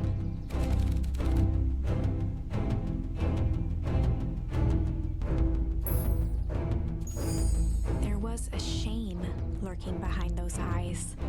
A deep sadness. If Mr. Nuncreed was that worried about Rollo, maybe he could help.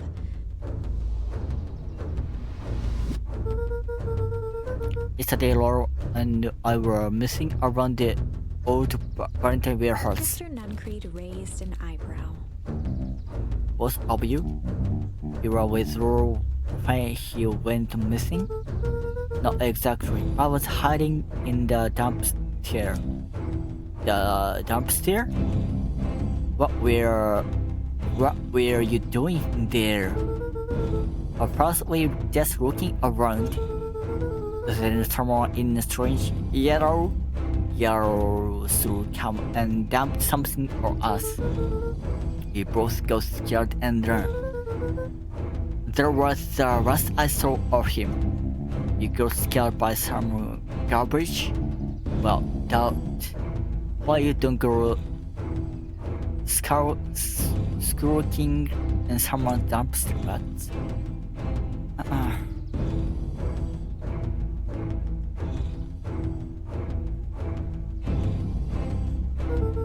But it wasn't garbage. I think it was a body. I'm sure it was just some trash. No, that was a name tag.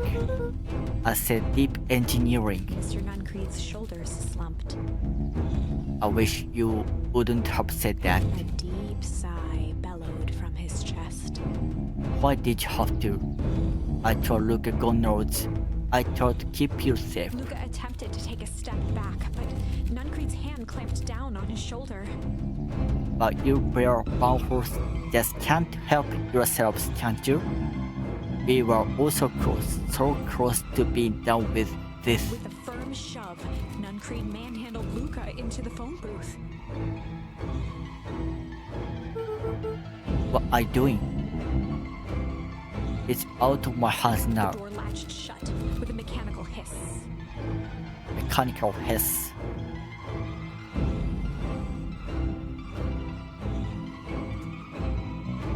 Shh. As Luca pounded the glass, the floor dropped from under his feet. The inside of the phone booth was now a loose capsule plummeting at gravity's whim. Luca winced and pressed his hands to the walls. As he braced for impact, the capsule hurried to a surprisingly smooth stop.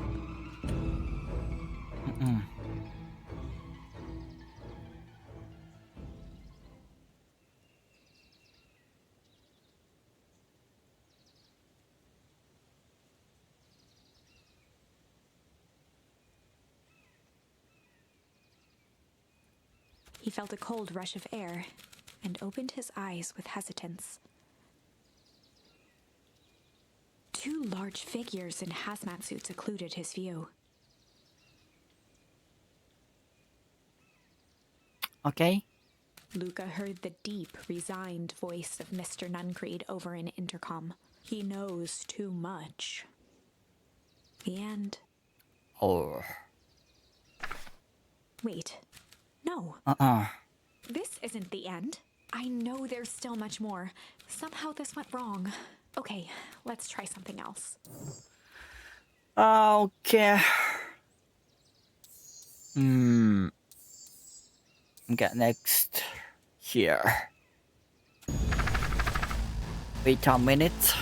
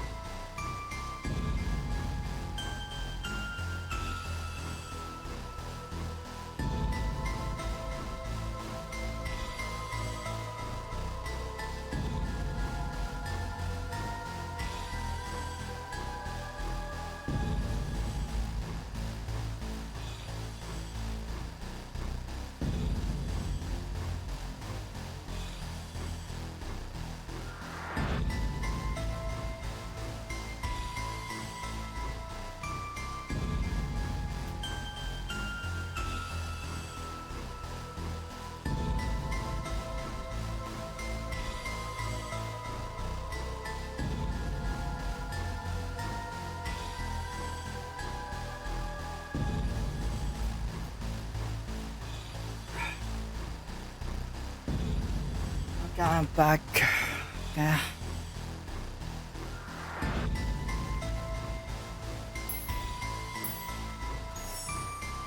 Struggle. This is a story about struggle. Luca Struggle. could hear a machine humming somewhere nearby. He felt around wildly, searching for something, anything that could Hi. help. His hands found a hard object, maybe a tile? He yanked it free, lifting the cold stone. Let me go! Luca swung the tile as hard as he could at the shape that still held fast to his leg. He heard the crack of glass as the stone hit the assailant's mat. With a muffled yelp, the hand let go. Luca was free. He never looked back.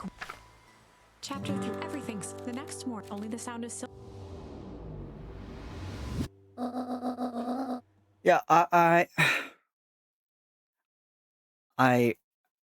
take I drink water now. Uh,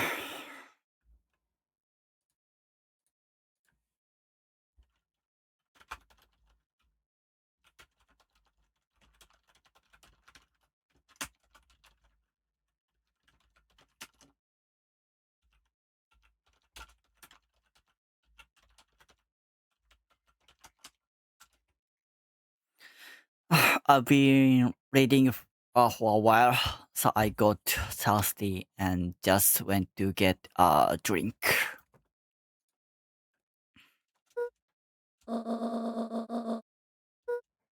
Okay. So what did you and Roro? Okay.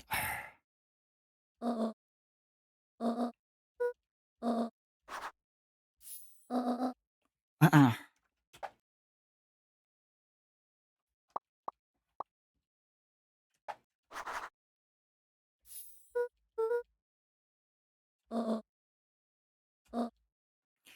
He seemed to have taken a particular interest in my jam.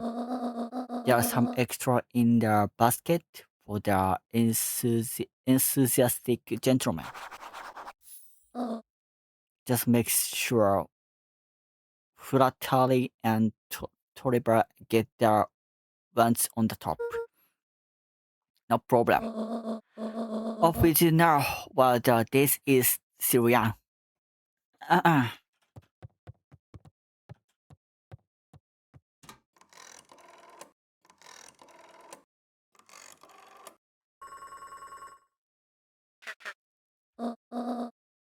Hello, it's Juniper Hartwood. Before you hang up, just hear me out. I have a business proposition.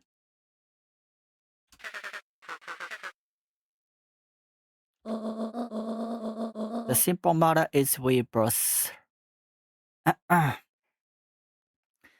the same problem that needs solving. Well, we can meet tonight. Okay, let's go. Okay. Sorry about yesterday, Roxy. Can be so annoying. But good news, no more boring chores for me today.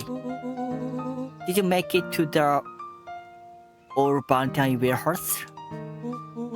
So, what did you find? Give me the dot. Something happened. There was someone else there. But who was it? Was it aliens? I knew it would be aliens. No. Zombies? No. Alien zombies? What else could it possibly be? Roro, I've got deliberate doors into town fast. We can catch up after. Oh, it's a whole thing? It sounds like a whole thing. Yeah, we shouldn't talk about in here. Meet me at the treehouse tonight. I'm not sure what this treehouse is that you speak of. Meet me at the mission control. Roger, the space cadet.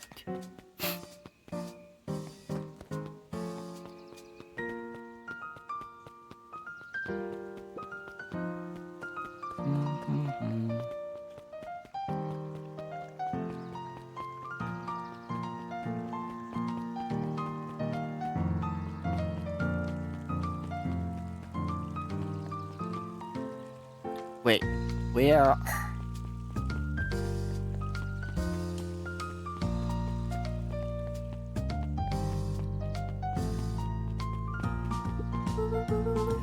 Got some jump for you, Mr. Nunkreed. Look, you seem cheaper. Well, aside from being on delivery duty, it's a nice day. Mr. Nuncreed eyed Luca for a moment, then nodded in agreement. I suppose it is. So, do you want your jump? Alright. Usually Juniper drops truths of herself. I guess she's busy today. Luca handed the jam to Mr. Nuncreed, and he nestled it with both hands. Well, I will just have to finish this batch off quicker than normal.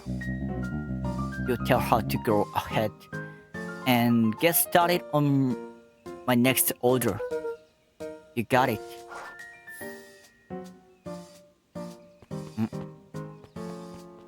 Wait.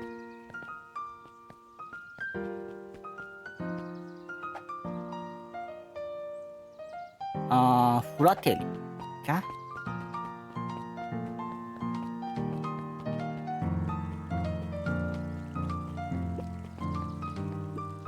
Eris Valentine, oldest of Sharper Valentine's children, and heir to the Valentine fortune, had a way of making questions seem like demands. What seemed to be the problem? Mr. Wilder had learned to assume that if he was hearing from Eris, it was because she had taken issue with something he had put in the paper. I couldn't help but notice that the front page of this morning paper was consumed with stories about this silly festival. Well, yes, that is the news of the day. But there was no mention of the museum, nor the foundation through which it was endured. I'm sorry, Miss Valentine. My readers are more so interested in this town's future, rather than any one family in particular. There was a time, Mr. Wilder, when the goings on of my family was only thing this town cared about. Well, things change, Mom. And you know, change is dangerous. If you finish that thought, I'll make the monocle a permanent fixture of your anatomy. My apologies. Good day, Miss Valentine. Did I give you the impression this conversation was finished? Mr. Wilder averted his gaze and began to polish his monocle.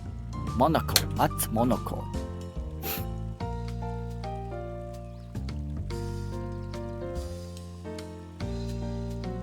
Okay, I see. Well, good day, Mr. Wilder. Yeah.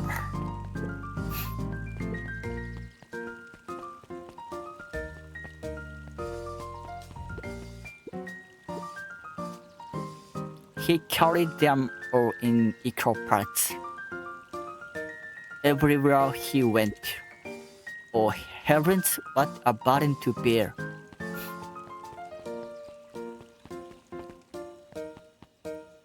Wait. Fratelli Toriba, where are guides?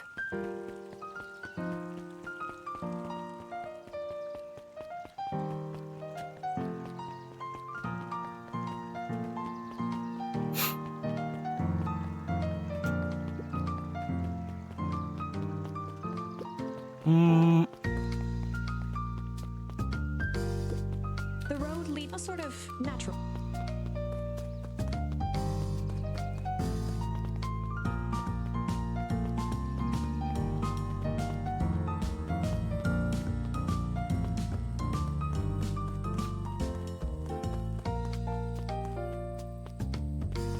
Wait.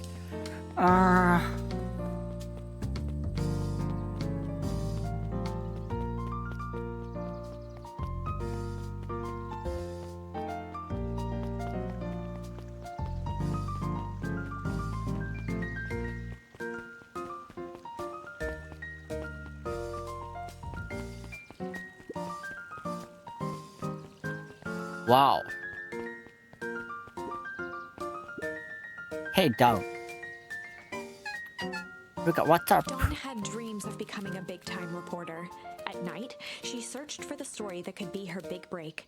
By day, she hawked papers at the newsstand. Yeah, they got you on jam there, buyer. Yep. Hey, Dawn, have you noticed anything weird around town lately? What sort of weird things? Stuff going on the old Valentine building.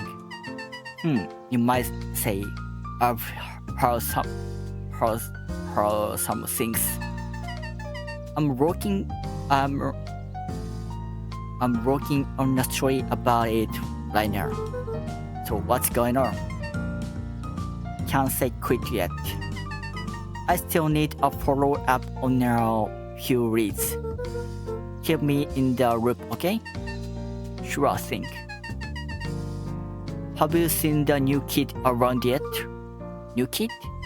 Yeah, come in from the big city. Her parents both got jobs here. But get this, one of them is working for William Keller and Perennial Harvest, and the other is working for Harris Valentine and the Valentines represent big companies past. Wait, so Perennial Harvest has positioned itself as this town's future. Must make for some interesting dinner table conversations. I can't imagine.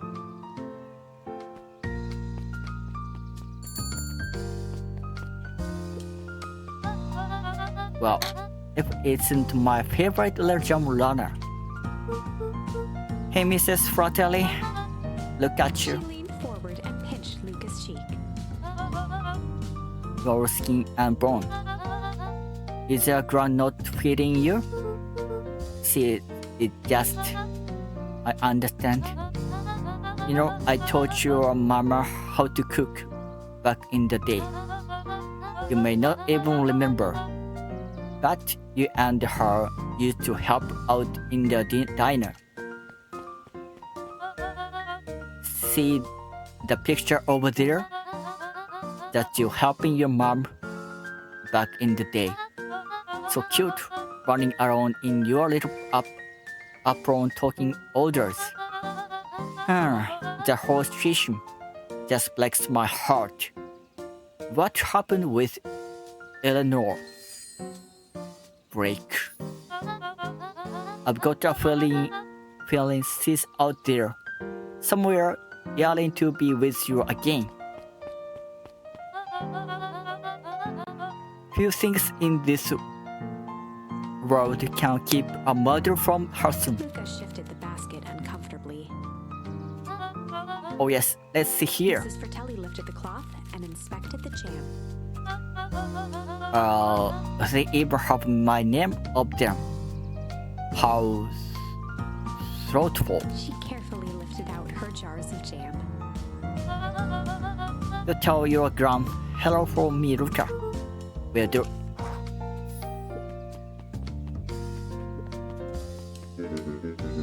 If I could just be left alone. Young. Mr. Barham. Oh sure, sorry to bother you. Oh. Mr. Kerr has asked me to make the opening speech at the festival. Big mayor and all. You might expect me to be a charismatic speaker. The truth is, I'm terribly nervous. I really don't think I'm cut out for this sort of thing.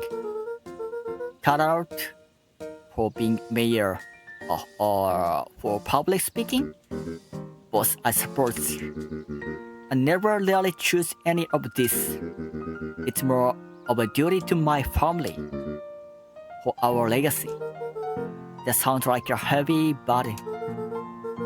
As for the festival, just speak from your heart. I'm sure it will be great.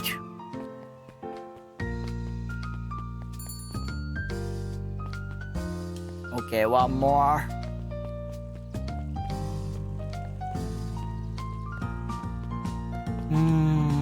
Maybe he?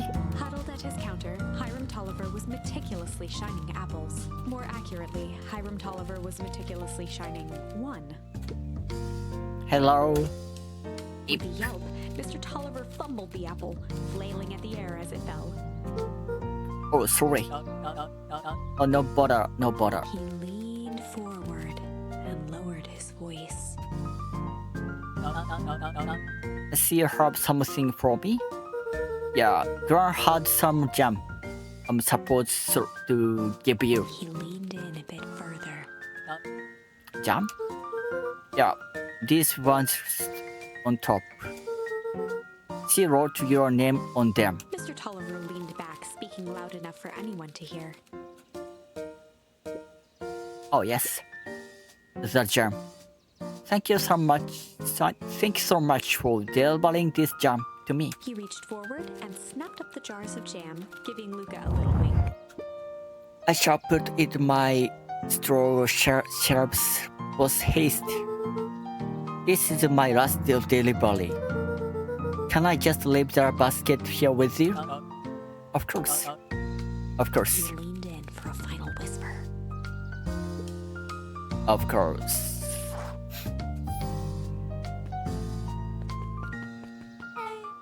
Hey you. Anchovies on a pineapple? What? Don't think. Just answer. Pineapple. Why? How old are you? 12. Perfect. Follow me. Who are you? Anyone ever tell you ask too many questions? Just try to keep up, okay? What just happened? Well,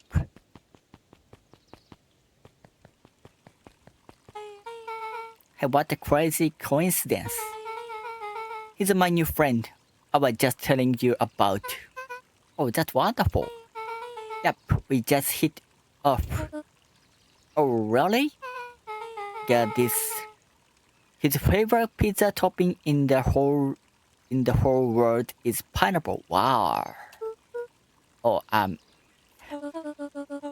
and what is your little friend's name? Beck locked eyes with Luca. Pineapple pizza.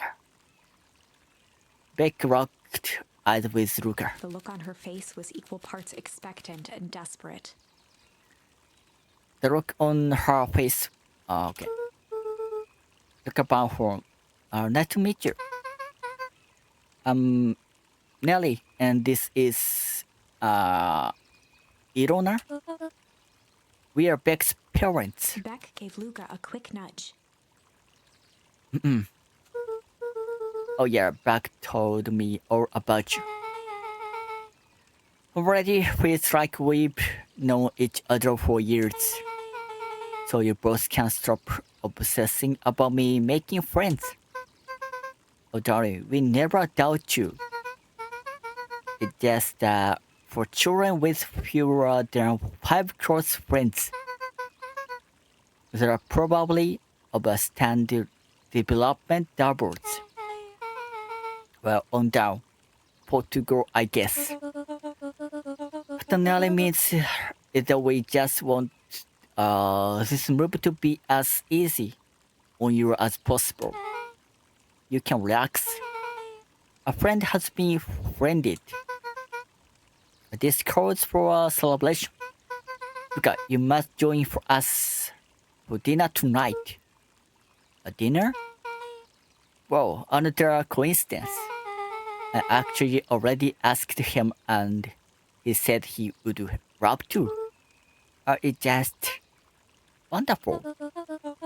In the case we shocked, pick up some groceries. You two don't get into too much trouble now.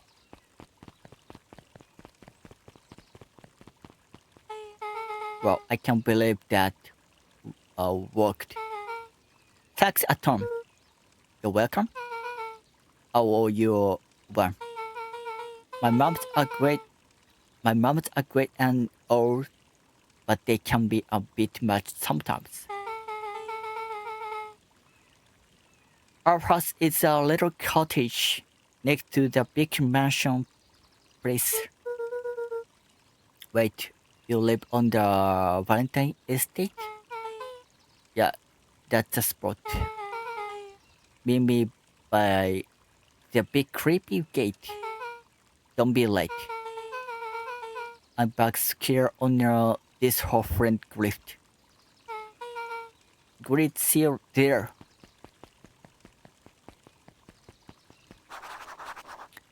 Meet back at the big creepy gate. Hmm? Big creepy gate.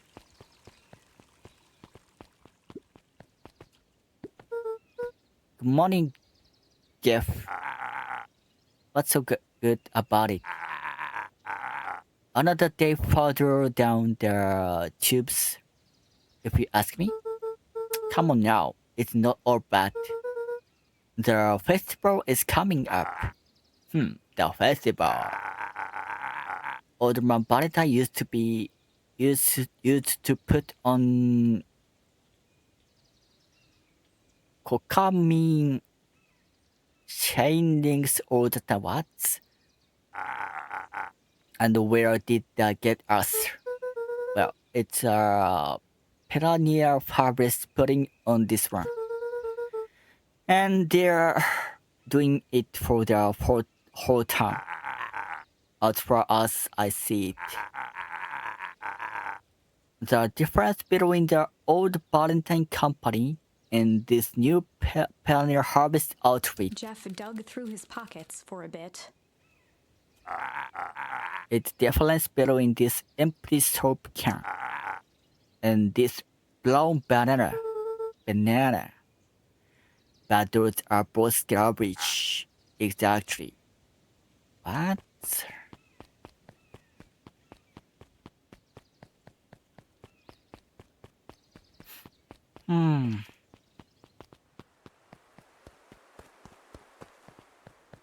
Oh. So, who all lives in their house? Here is... wait.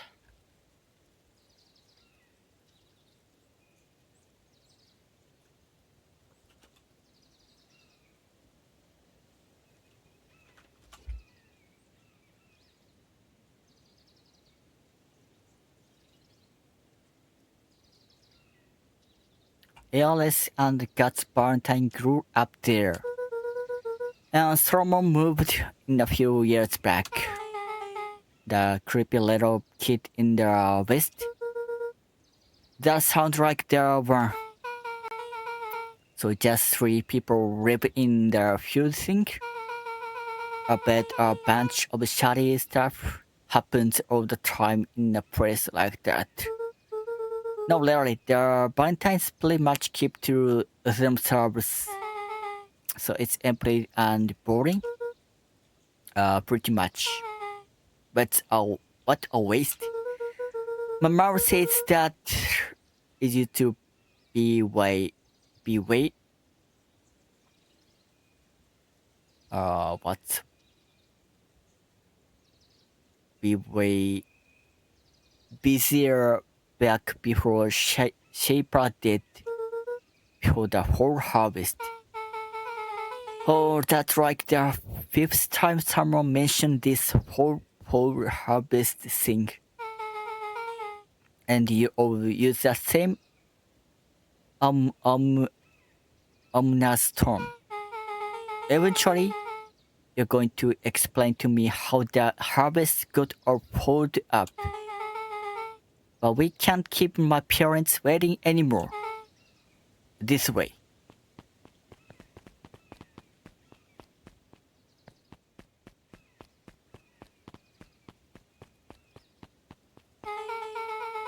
Most kids would have just teached me by this point. Why are you still here? You looked like you could use some help. You know? But Ruka, you are not so bad. Let's get through this as simply as possible. Just eat, smile, and nod. Fine. Wait. Whatever you do, don't bring up their work. I think I can handle that. Beck took a long breath, then gave a firm nod. Here goes nothing. Chapter 4. Dinner with the Moodwills. Ilona Moodwill was worried about change. A gardener at heart, she understood the necessity of change, relied on it even. But there was a difference between the controlled world of her plants and this cluttered cottage in a strange town. Almost done. Nellie was a blur of activity, digging through boxes. Sorry, love, couldn't find the dishes. We'll have to make do with paper plates. Dinner went by without much conversation. As she watched Beck and Luca finish up their pizza, Ilona let herself relax into the chair. The things she cared about were still here. Nellie finally had the job of her dreams. Beck was beginning to take root. Ilona's task was simply to tend to them. She could do that.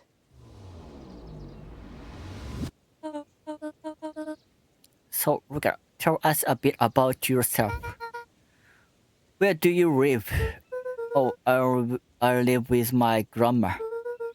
Over on the other side of the river. Your grandma? Where are your parents at? Beck Manners. It's alright. My dad passed away in an accident. The fertilizer plant 6 years back. Oh dear. My mom's been missing for a few months now. Like missing?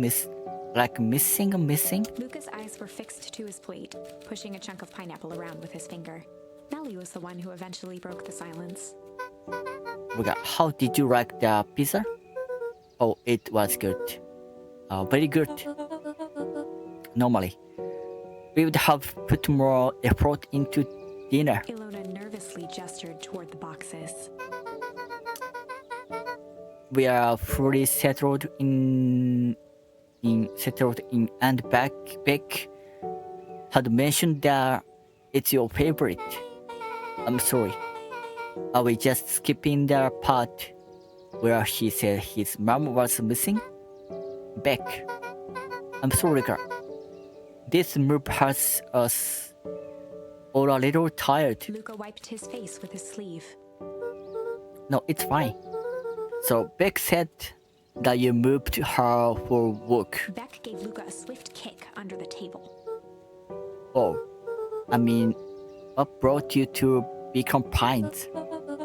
Oh, you were right the first time. We are here for work. Nellie won't tell you this, but she's brilliant chemist. I don't know about brilliant, but I do love it. She's brilliant. Pioneer Harvest just made her the newest lead researcher of deep engineering. She makes it sound more impressive than it is. I'm just happy that I get to make a difference in the world. Pioneer Harvest is at the forefront of evolving agriculture into something more useful than sparkling water and excrement on the ground. Luca glanced over to Beck. She seemed to be holding her breath. What Nellie means, Luca, is that there are different ways to grow plants. Some people talk to their plants and hope for the best. And some people happily leave their job to allow a loved one to pursue their dream. You saw you didn't. Beck slammed her fist into the table, perhaps harder than she intended. Hey, Looker. How about some dessert?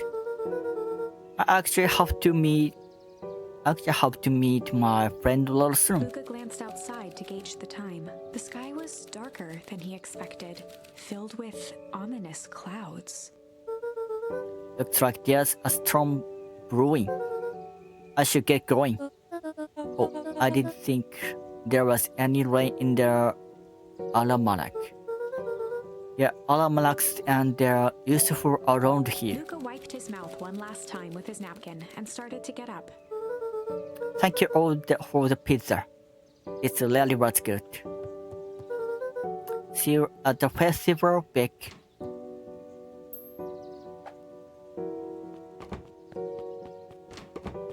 Wait up. I will walk you home.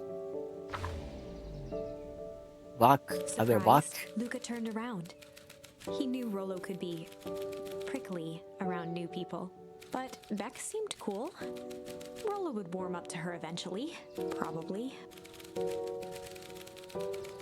Luca began to respond, but the sky answered for him as the clouds above began to rumble.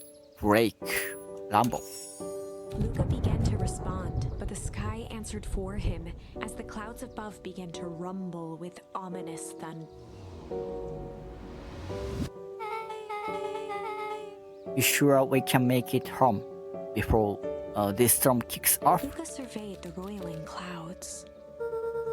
I would say the odds are good. Maybe you should stay here and I will just make a break for it. At that moment, the heavens opened up, unleashing torrential rain. Oh. Can't you recalculate those odds? Hold inside you too before you catch cold.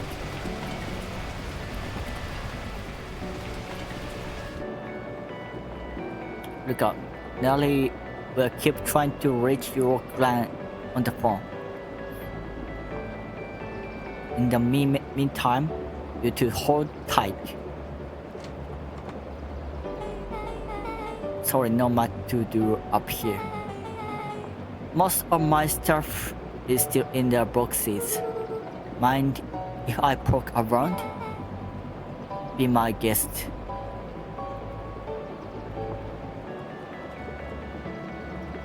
Luca squinted into the eye hole of the microscope.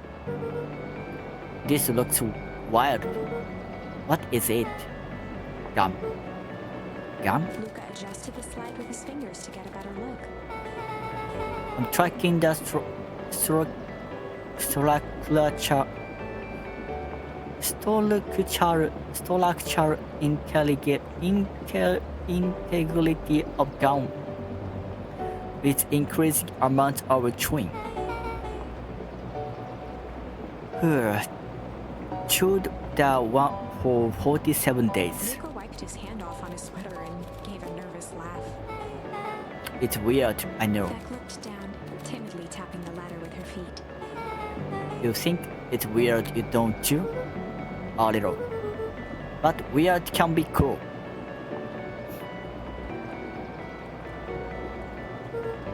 Oh wow. Lolo, and I have a radio just like this at the treehouse.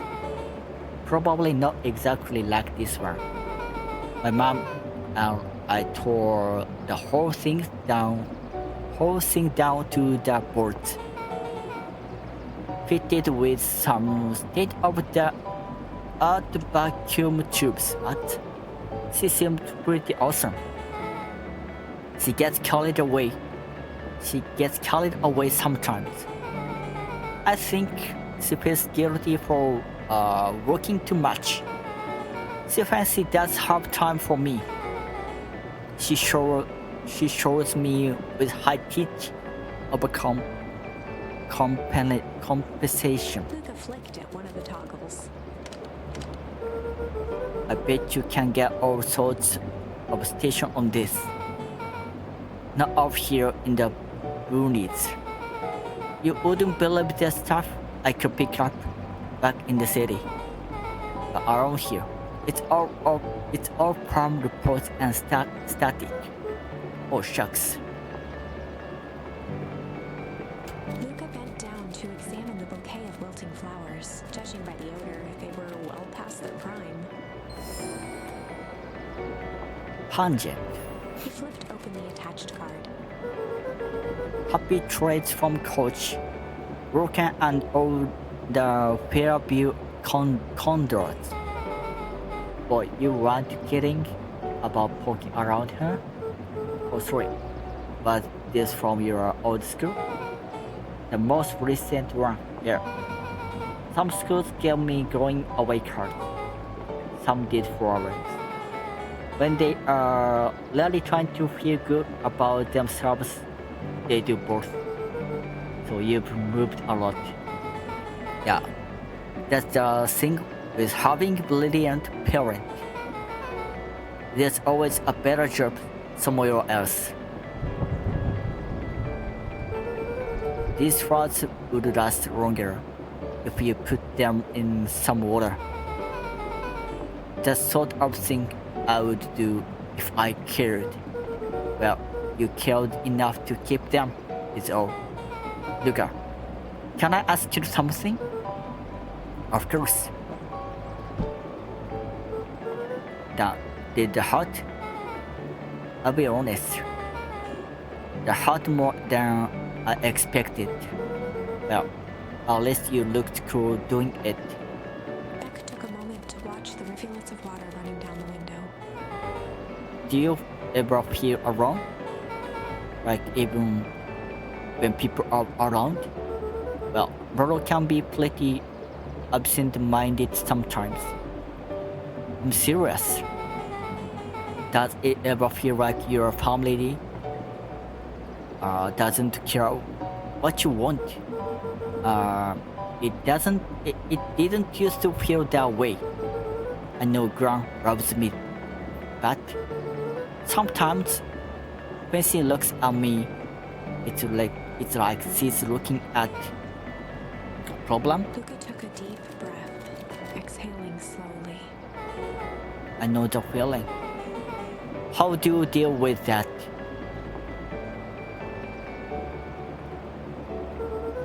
I guess I haven't yet. One thing my dad told me when I was a little, don't hold a grudge, especially against yourself. If you try to hold it all in, you are gonna pop. So then, what do you do?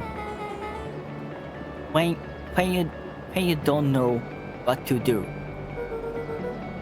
That never got to the part. Something I figured out on my own, so you gotta do something, anything. Here. What are you doing? I don't know. Something. We're gonna register our complaints with the storm. Listen here. You miserable universe. Stop joking me around. I just want things to go back to the way they were. Everyone tells me it's gonna be alright. That things are gonna change. Luca let out a feral scream that echoed into the night. Every time something changes, everything gets worse. Screw this town. Let me try. Moving sucks. I hate it. I hate that. I hate it. Why can't just deal with it and be happy for my mom? Why can't we just stay somewhere? Her voice dropped to a trembling whisper. I just wanna be normal kid. Beck brushed off her shirt and straightened up. There. Well, actually up here a little better. As abruptly as it began, the storm abated. Thanks, I need that. Me too. I should head out before the rain starts up again. Sure. I'll walk you out. Walk you out. See you and Laura at the festival. Sounds good. Luca, don't let the universe jerk you around. Beck gave Luca a light thump on the arm before heading in. Chapter 5, Friendly Feud. The air was heavy with the hard rain's residue, the smell of wet things. Despite his dreary surroundings, Luca felt at peace. He'd never shared those details about his dad with anyone, not even Rollo. But it's not like this changed anything. Rollo was still his best friend. Adding Beck to the group would help balance things out. Everything's better in threes. This is what Luca told himself as he headed to the treehouse.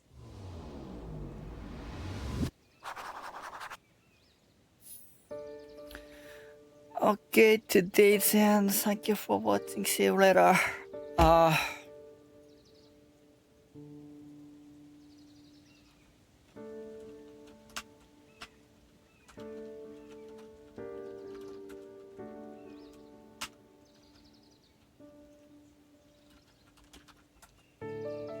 My throat's getting tired, so I'm